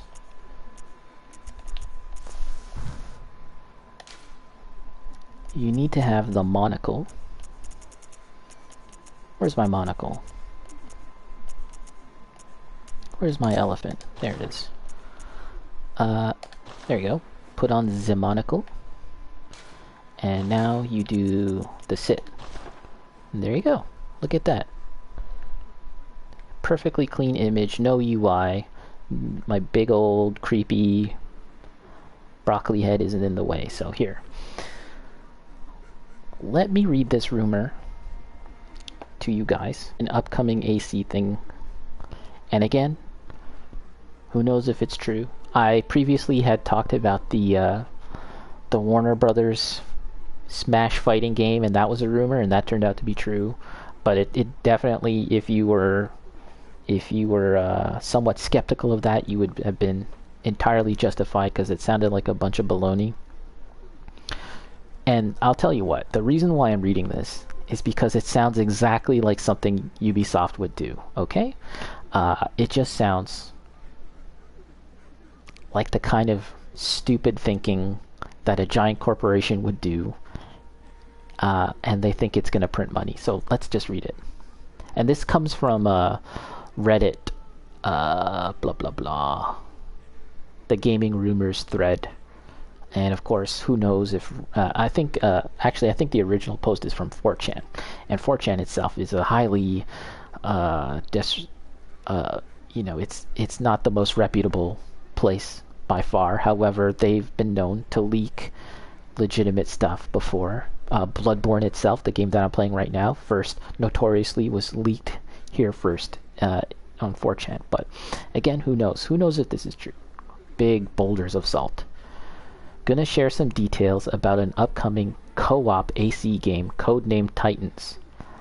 The pitch was made around the end of 2019 and started as its own fantasy idea. And if I may interject, meaning that it its own separate IP from the AC franchise. That's how it started at first. Back to the rumor. The main inspirations were the success of Horizon Zero Dawn and Monster Hunter World. Do you guys understand where we're coming from now? Like, what direction we're going in? Once fully approved, the concept was reshaped into the Assassin's Creed 4-player co-op spin-off and will be integrated into AC Infinity. Now, AC Infinity itself is a whole other thing that I've talked about before in other places, but AC Infinity is supposedly the Assassin's Creed Games as Surface game that's supposedly going to be coming out anywhere from 2 to 3 years from now. Story focus on a special group of assassins. The quest is to travel through time, both historical and legendary locations, and hunt fantasy and mythical creatures in order to track down an ultimate beast. Hold on, there's more. But why? Main social hub with vendors and players, where users will pick quests and warp to the different locations. Maps are hunting grounds but also contain NPCs and side quests. Human enemies and smaller monsters too. Some locations and a lot of assets are taken from the main AC series. Progression is based on crafting equipment from monsters, but the game will also have skill trees and character levels, of course.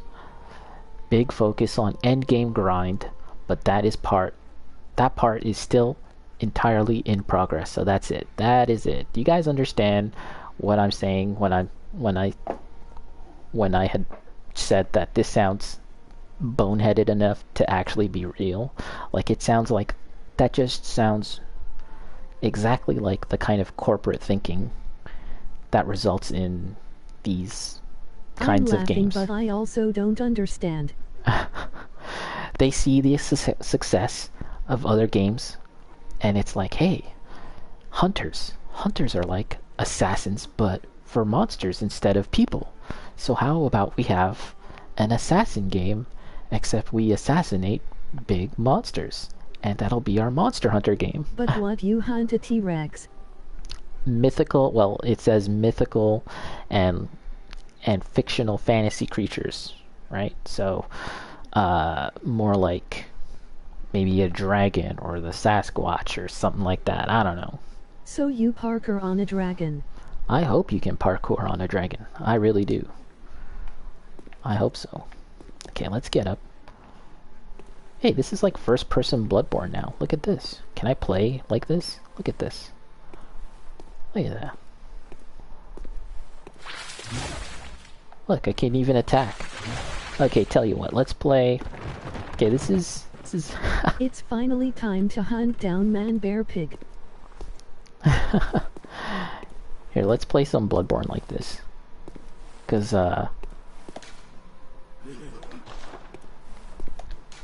clearly this is a total whatever kind of day. The narrative around this is going to be about paranormal hunters. Paranormal hunters. I don't know.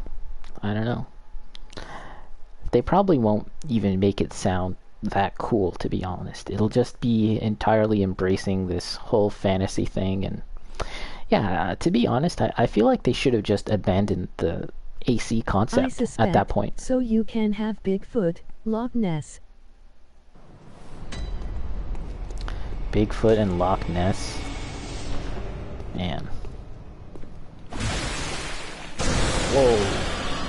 Okay, let me try and get some action in like this. Yeah, but if it is just mythical, I mean, that is insane.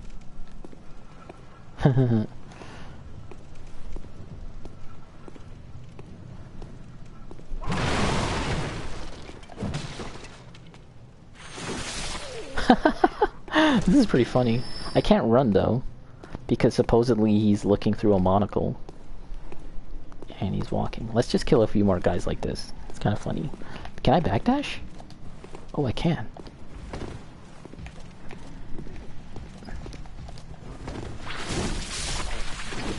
I actually hate the idea so much now that I think about the feeling of that first AC game.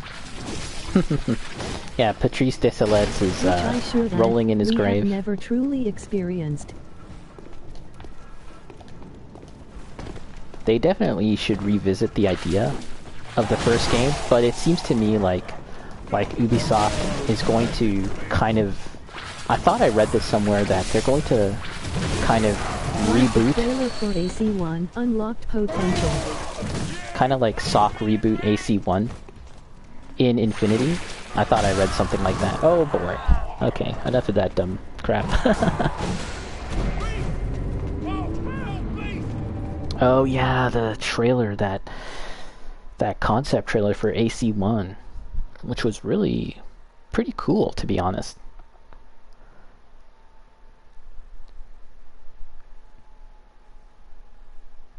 You know, it's crazy to think, and wasn't that AC1 trailer, wasn't it actually called like Prince of Persia? Like, I'm pretty sure that AC originally was going to be Prince of Persia. But then they felt like they had more freedom. Assassins.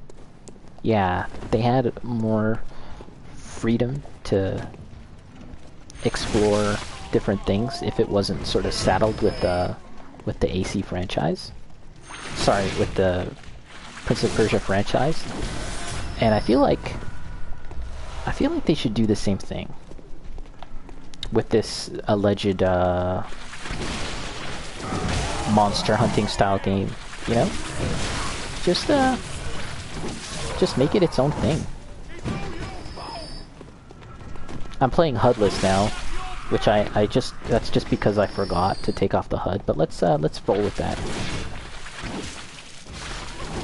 Okay. Okay, so let's go back and go to a region where I know for sure I haven't fully explored, and I kind of blazed through and see if I can pick up anything that I missed. And that'll be it for today's session, I think.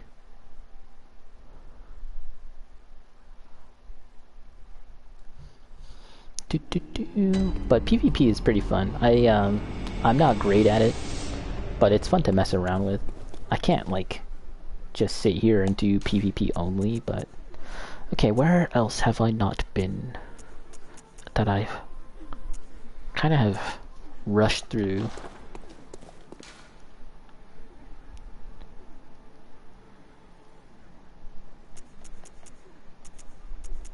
Okay, Hemwick Charnel Lane could be a place.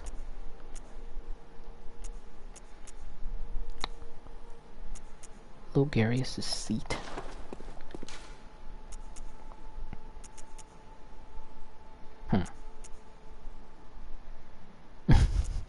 I'm just realizing that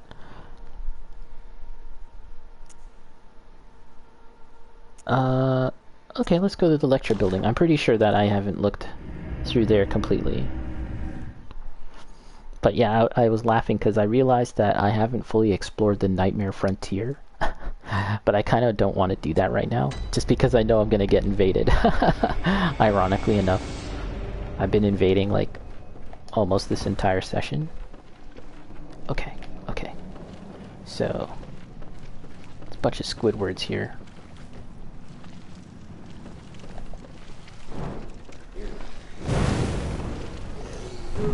I took off the HUD, but let's play without the HUD for a bit. We'll go HUDless for maximum cinematic gameplay. Save for my talking over it. Oh shit, that guy actually scared me.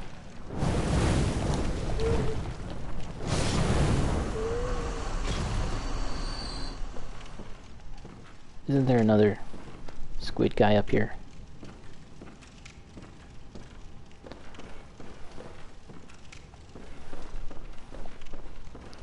College. This is Bloodborne the college years. This whole area. There's a lot of college hijinks here. Look at these guys, they're up to no good. They're a bunch of frat boys. Look at that guy, he's a party animal. Oh, see? And they're barfing because they had too much to drink. Oh. College. Takes me back. Ooh, how much damage am I taking?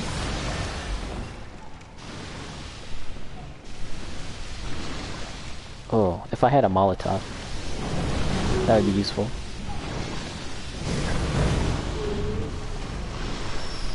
Haha, yeah, those house parties. House parties. Oh, whoa. That guy's got long arms? I didn't know that. Look at these guys. Party animals. So the reason why I'm here is because I know for sure that there's one room that I didn't go into. You can go into the second floor. Sorry, the first floor. We're on the second floor right now.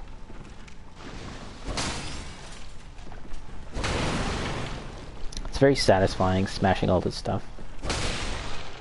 Seeing it flying around.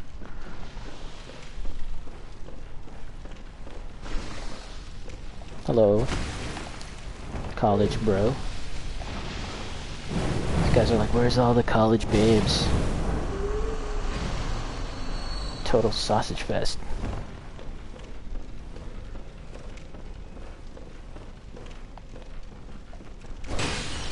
I need to watch,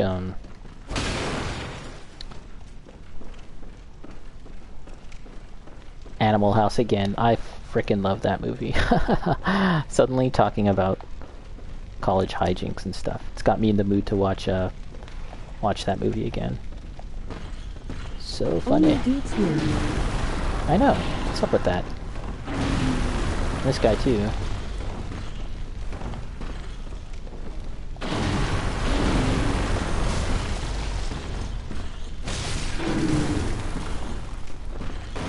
You can tell that this is like the big ponderous funny dumb guy in the comedy, but he has like a heart of gold. This is like that guy for sure. Oh my gosh. He's not Bill Murray.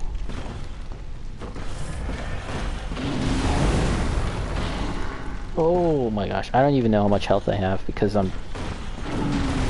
if I die, I'll put back. Oh, the frickin' barf from the drunken.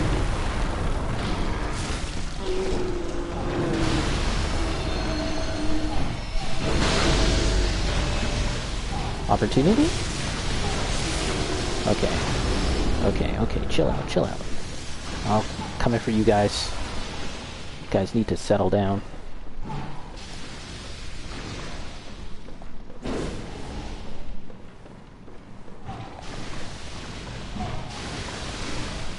Yeah, he's gonna go for the long arm of the law. Look at that.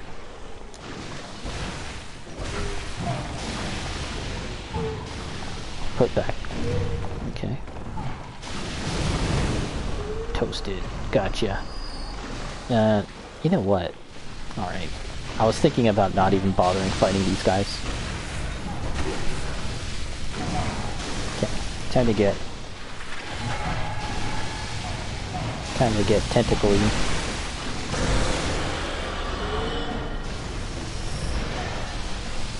Oh, dodging the barf.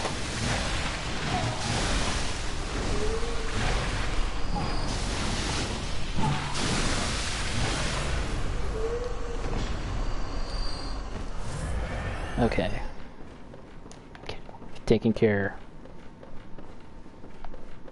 of the sausage party. Now, yes, the reason why I came here is because I never went down. There should be a hole here. Am I correct in saying that? Yes. Descend ladder. Here we are. Let's get out the torch so we can properly see. Hey, what's all this stuff? Tiny little statues. Oh, look. Someone's a figurine collector, too. Like bacon, look. Look! Someone's going down this slippery slope. Did they get this from Ami Ami? Here, let's talk to this guy. Boosh. Let's view the note. No mercy for scoundrels. Only dudes here. So I wonder, is there something I can do with this guy? Do I need to get something from him? I don't even remember. Ugh. This cannot be. Gross. You cannot be. No, you didn't. Lord Amygdala? Yes, I killed Lord This Amygdala. come to pass. Beg for life? Ooh. Let me see that real quick. Let me see that. Oops. Beg for life. Let's try that out.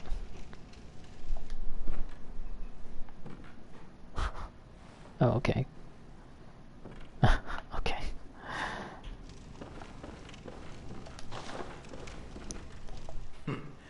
Now, wait just a moment.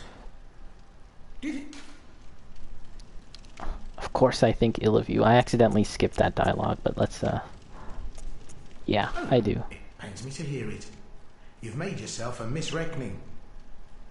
I shared with you a thing most secret. Now, you're witness to a miracle, and all the stronger for it.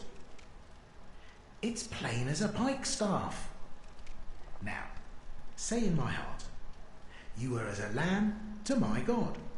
A lamb to my God. You weren't to know, and it wasn't for you to know. All's well that ends well, I say. No. I think you gotta die, pal.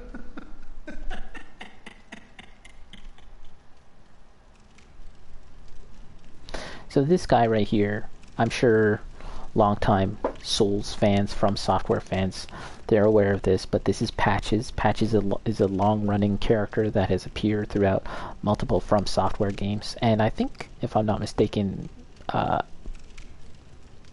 Demon Souls was not his first appearance. I feel like Patches may have appeared in like an Armored Core game or something like that. But he's a different character every time. However, the attitude of this person is always the same. They always pretend to be helpful and then screw you over in some fashion. So in this instance, he was telling me to go out and find like Amygdala, presumably to die, like for me to die, but I ended up killing Amygdala, his Lord Amygdala. So now he's like surprised, like, whoa, you're not supposed to be here, and you killed Amygdala? And that's why he was saying, you're kind of like a lamb, right? Like, you're not supposed to know what's gonna happen, right? No matter. Such details are trifling. We're fast friends by now. Are we? Let this express what words cannot. Oh, you got something for me? Anti-clockwise metamorphosis. Oh, doubt me not, sweet compeer. Compeer. What is friendship but a chance encounter? Here comes the laughter. Classic Souls game laughter. Let's see, what is that? Anti-clockwise something? One of the metamorphosis runes raises stamina. Boosts max stamina 15%. That's the... I've never received that before on this run. Interesting. Okay, I have clockwise and anti-clockwise. Let's see what else he has to say. Well met.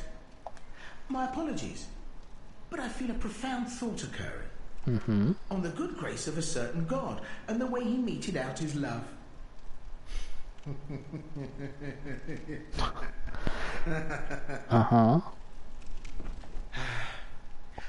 This is a most pleasing encounter. You see, I must depart ere long. My god is lost to me, so I must away to find another. If the fates are kind, our paths may cross again. I wonder if they do, or can I kill him now? Still, if you were to take the leap. let's do a little bit of research. Let's do a little quick research as to how much more there is to do for this guy's quest line or whatever. Let's see. Let's do a quick look here. Bloodborne Wiki. Bring that up. I think not of poor Amygdala. Upon that piteous Search. bastard you bestowed salvation. Oh, the laughter. All's well that ends well. Patches. Seemed to took it pretty well that I killed this god.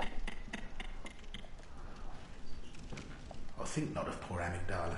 Okay. Upon that piteous That's bastard a you repeat. bestowed salvation.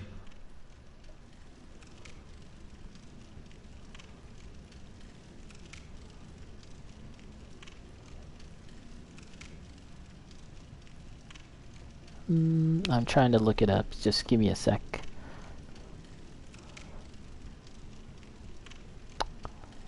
I really don't know what's the best website for finding information on Bloodborne. I've been using bloodborne-wiki.com because it's the fastest loading one. I really don't enjoy using that website like Fextra like that.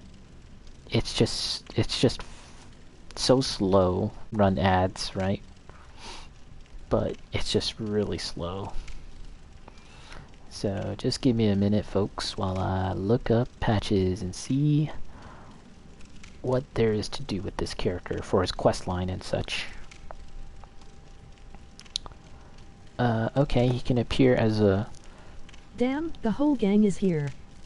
root chalice dungeon as a merchant.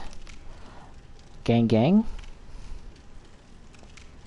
Gang gang? Do I need to look up what gang gang means on Google, like Eris? Bruv. Let's see. Yes, pardon me while I look things up. Here, I'll let you guys take a nice gander at our pal Patches here. Get a nice good look at him. There you go. Unfortunately, the torch went out.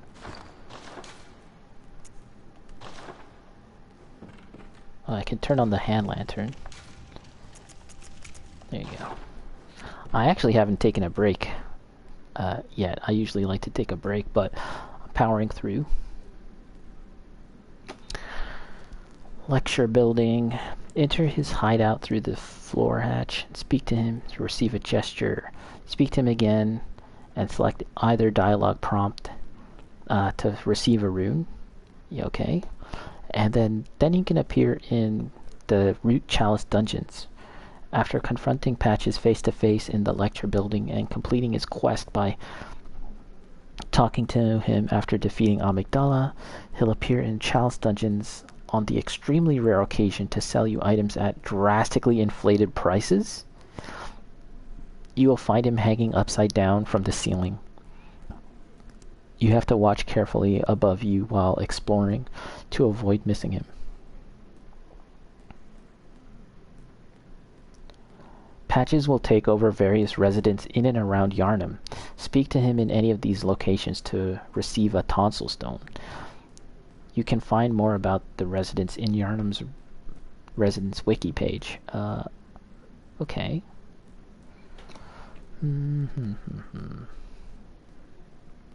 Any residential NPC that was sent to a safe place won't be replaced by Patches.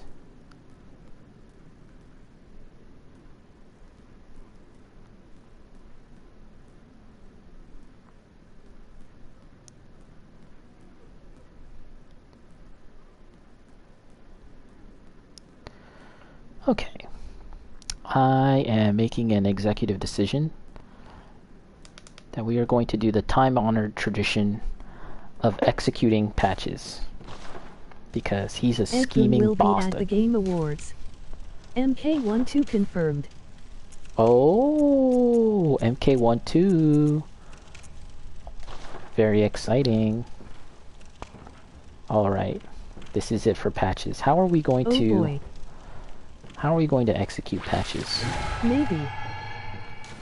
Maybe. Alright, here we go. See you later, Patches. Or Injustice 3? I am with Maybe. Uncharitably done. That was uncharitably done, dear friend.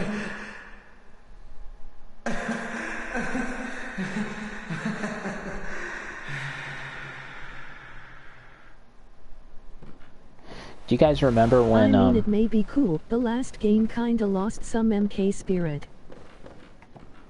do you guys remember when Warner Brothers sold off, or did they merge? They merged with,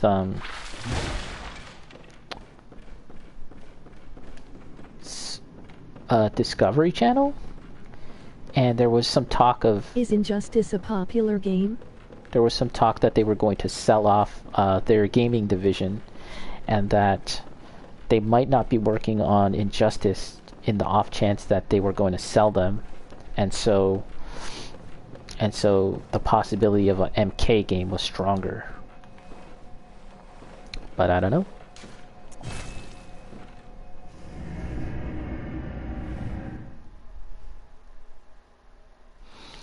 I mean, Injustice is fairly popular. I would say it's probably just a hair less popular than MK.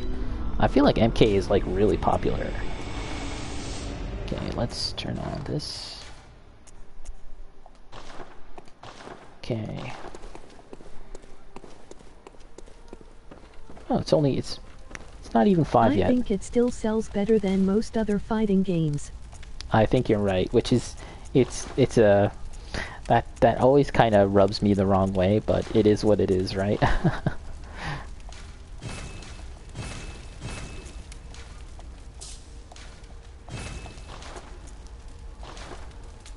Because, like, you know, in my heart, I think, like, I like to think that Street Fighter does really well, but I'm pretty sure that Tekken has sold more than Street Fighter. I think so. And then MK has sold more than Tekken. I'm pretty sure.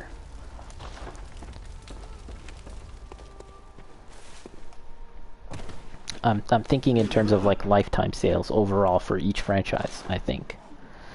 But when you come to like the latest games, that probably still holds true as well.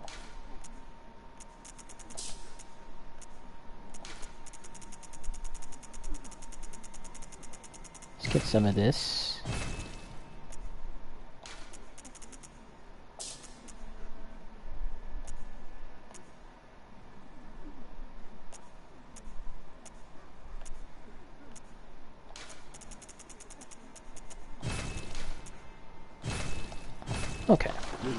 Okay, so how about we explore one more region that I haven't fully explored just yet, that I probably just rushed through. Let's do that, such as... I don't know about all time, but MK is best-selling for this gen.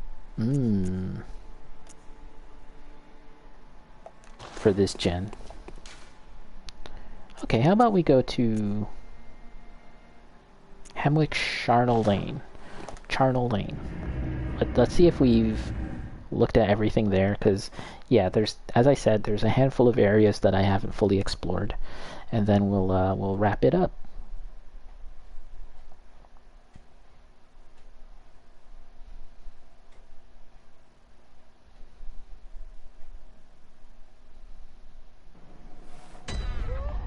That's because this gen in the past couple the level of play on games like Tekken and SF just blows past people.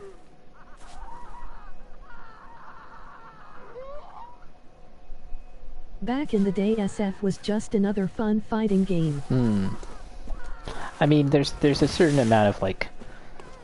it gets the benefit of being the first, right? Street Fighter? Now it's so hard for newbies.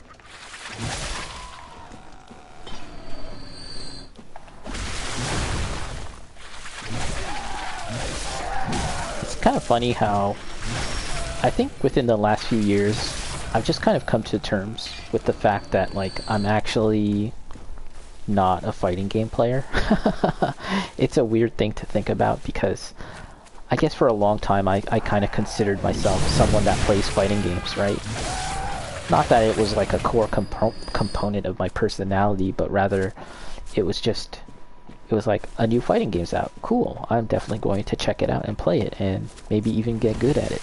But within like the last few years, that's definitely fallen off. And yeah, even when it comes to Street Fighter, like you would think that I would be all over Street Fighter and like the latest characters and all of that stuff. No, I don't have all the characters for Street Fighter 5. I might not ever have all the characters for Street Fighter 5. And yeah, I just kind of, not that I lost interest in Street Fighter. More like a narrative by the mainstream media and younger gamers. Uh-oh.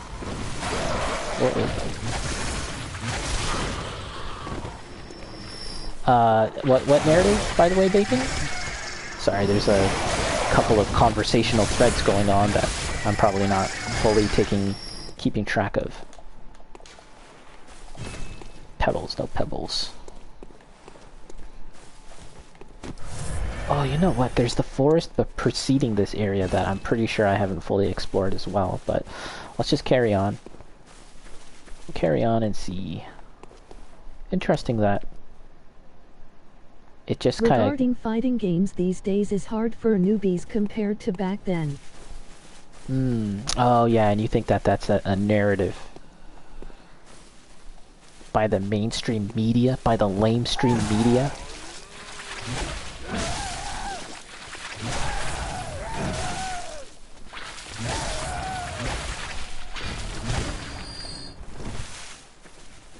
I think, okay, here's my position. I feel like the degree to which... Because of esports. Yeah, more because of esports. The degree to which someone can consider themselves good has kind of changed over the years. Good at a video game, good at Street Fighter or any other fighting game for that matter. And it seems like it's not enough anymore just to be good amongst your friends. That's the only exposure they have to fighting games, and they think that's the only way to enjoy fighting games. Yeah. There's somewhere between like a full-on... Oh, you know what? Actually, there's no better evidence of that than what has happened to Smash Brothers, right? Because Smash is a party game. And truth be told, any fighting game can be a party game, right? But in Smash's case in particular, people have like mutated it into this thing that's no longer a party game. It's supposed to be Mr. Serious fighting game, like we're taking this seriously, even though it stars like the video game equivalent of Mickey Mouse, right?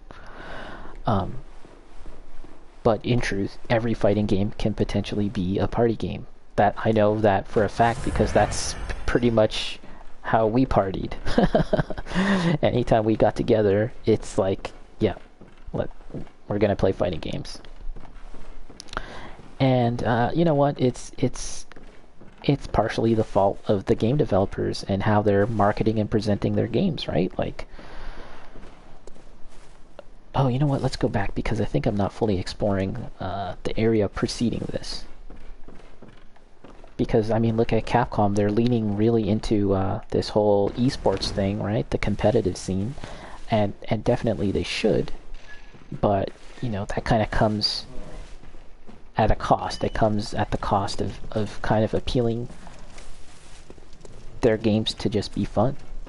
I kind of always go back to that, right? And again, the conversation about progression in games. We always have to progress in games, but what happened to just playing games for fun? And fighting games are a lot like that too. It's like, oh, it always has to be about like training and leveling up and becoming like, you know, better at the games. But I guess that's another thing for me too, is like, when it comes to fighting games, so much time is spent one thing NetherRealm does really well is that it provides a good single-player experience in the story, various modes, and earning C. When Capcom released SFV, they gave no thought to new people. Let me finish reading that. Earning cosmetic things in the crypt on top of having a simple fighting system for noobs. When Capcom releases SF5, they gave no thought to new people. Or the single player. I think they did give some thought, some consideration to new players. However, it was probably not enough.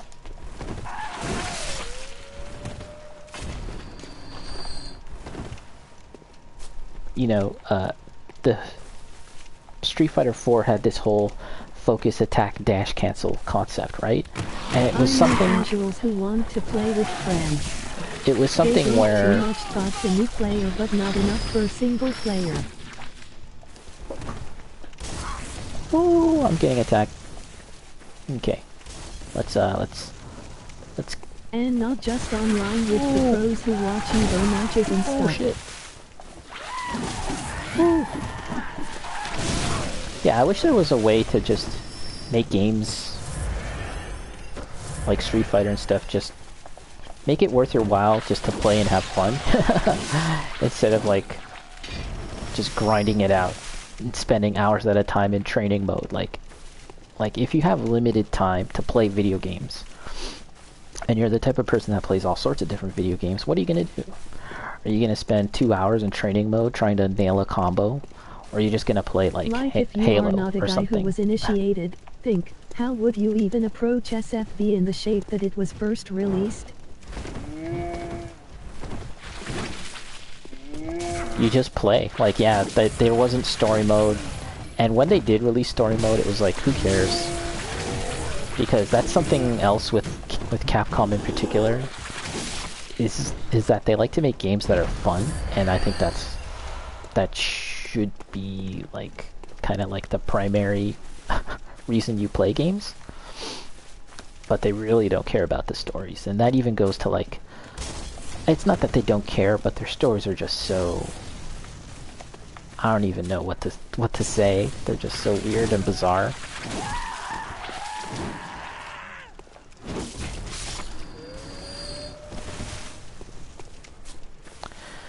To the point where like you might not even care, like Monster Hunter as well. It's like, can I even remember the story to Monster Hunter World? Okay. It'll be really interesting to see what they do with Street Fighter 6. Yes, they're on 6. Really interesting to see what they do with SF6. To be honest, I feel like basically it's just going to be the same. Like in terms of like the same complaints are going to be made. Like, is this accessible? Is this casual friendly? Is this going to broaden the audience? I don't know.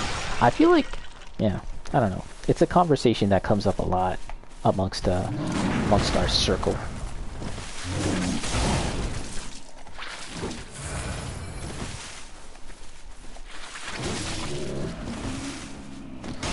And I don't think there's like this easy solution. Easy isn't the right word. I don't think there's like a solution like in the way that Capcom was able to broaden their audience with Monster Hunter World compared to the previous Monster Hunter games. That seemed like, okay, we're going to spend a bigger budget, we're going to make it somewhat open world. The way I look at it, fighting games is the closest to being a sport, where the act of playing is everything. Yeah, but it's interesting because it's not everything. The first thing that people see of a fighting game before they even touch it is the characters, right? And if you don't have like that appeal of the characters, then you lose. A game can be, oh boy, a game could be like mechanically amazing, but you know, if that was the case, people would be playing frickin' Dive Kick, right? Or Footsies, the other game called Footsies, right? But you know, characters matter. I know that, like, for me, the appeal of Mortal Kombat initially was like, oh my god, the ninjas and the blood and all that stuff. So it does matter, but eventually, yeah, you get to a point where it is about the game and the mechanics, more so than anything else, for sure. But always that initial is an part. Exaggeration. there's always that initial aspect. Oh! And it's funny because you have games where story matters and gameplay matters, but the character is nearly non-existent. And look no further to Halo. Like, you know, Master Chief. Does he have a personality? Sure. But he's pretty much just a stand-in for the audience, right? For the players. He doesn't really have I really a love personality. it when the cool Charizard and the way the character also plays somehow synthesizes Wout Wout Kazuya Mishima. Whoa! Oh shit. Okay. Got him. I feel like I've seen everything there is to see on this level. Let's that was my original intent. I'm not seeing any dropped items, but let's carry on. I'm coming around to the other end. Okay. I think there's some guys that are ready to spook me.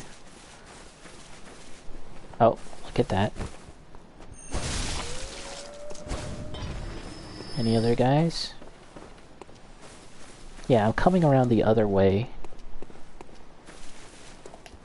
Yeah, this connects over here. Okay.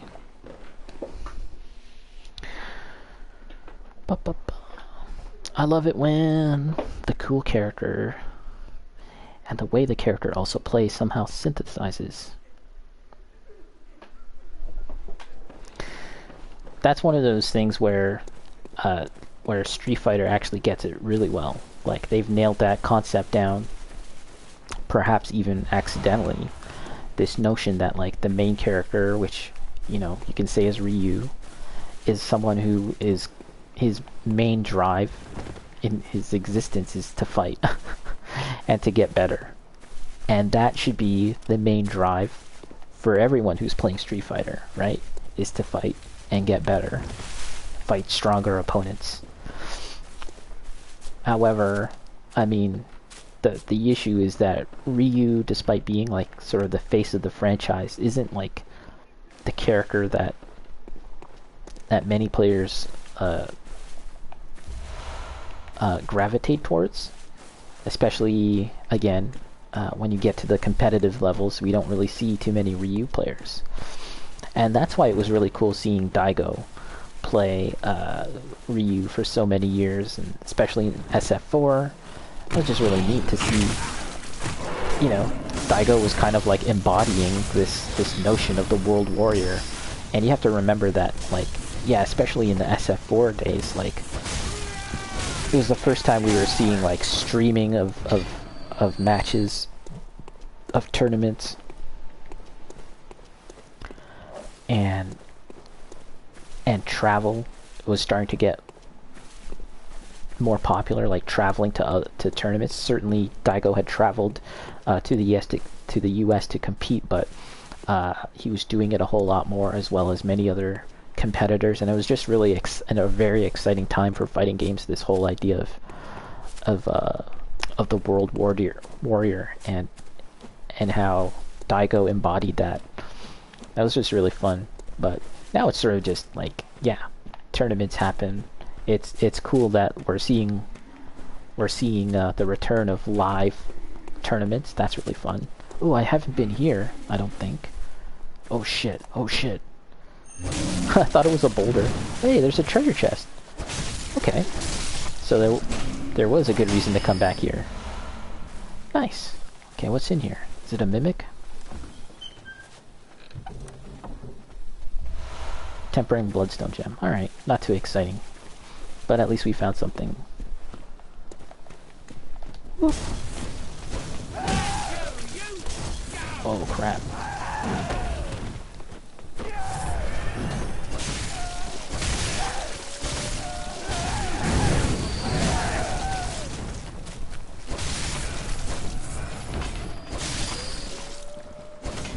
But yeah, in my opinion, I feel like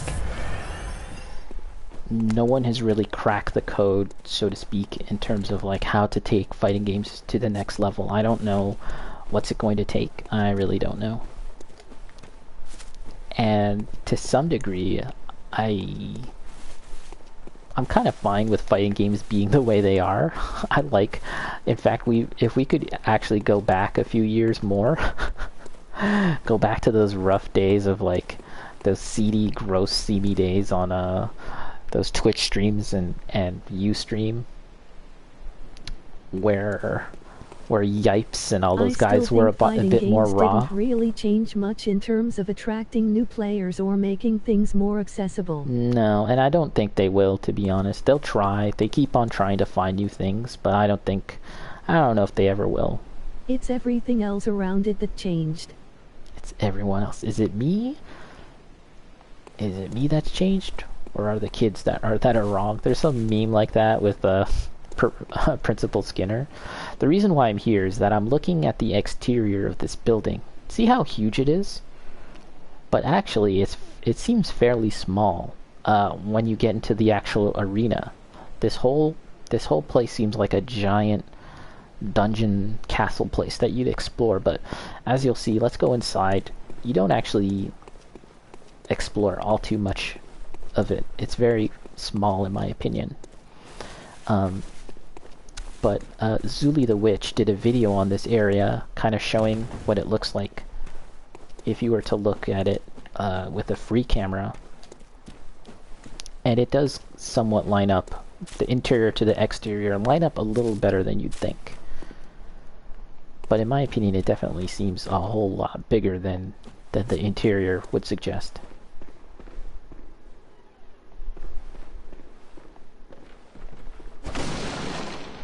And we'll make it to we'll just explore this area real quick, and then we'll probably wrap things up. Where are the notes? Reeks of terrible foe.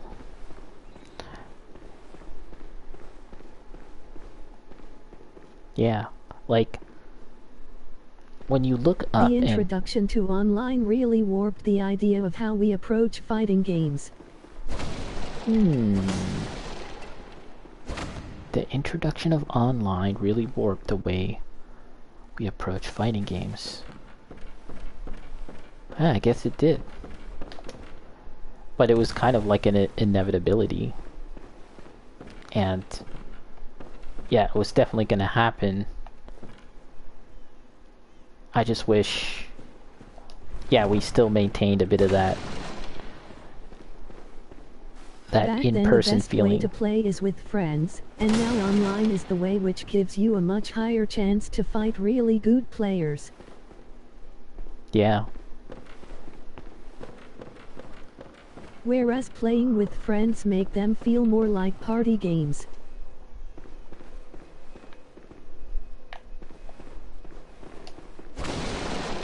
Yeah, I wonder if there's a way that it could be both, right?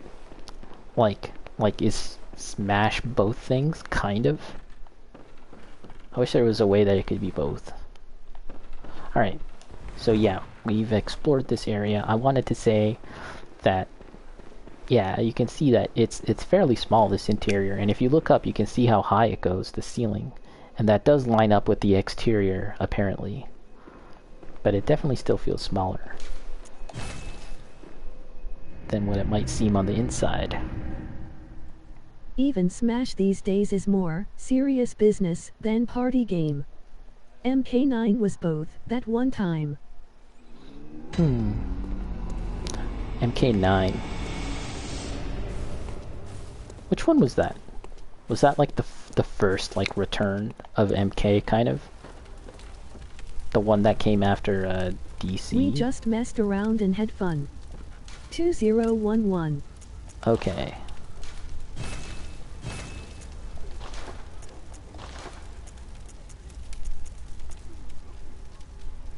Oh, my Amygdala Arm doesn't have any gems.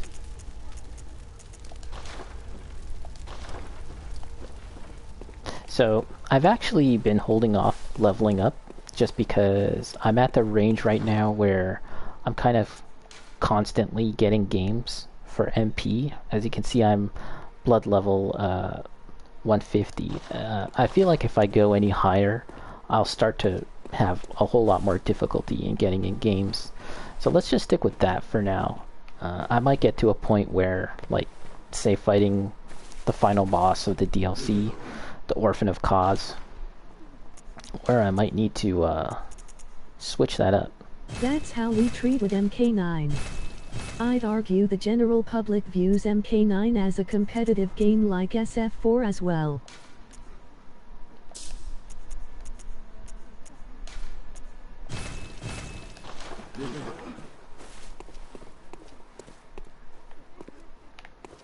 Alright.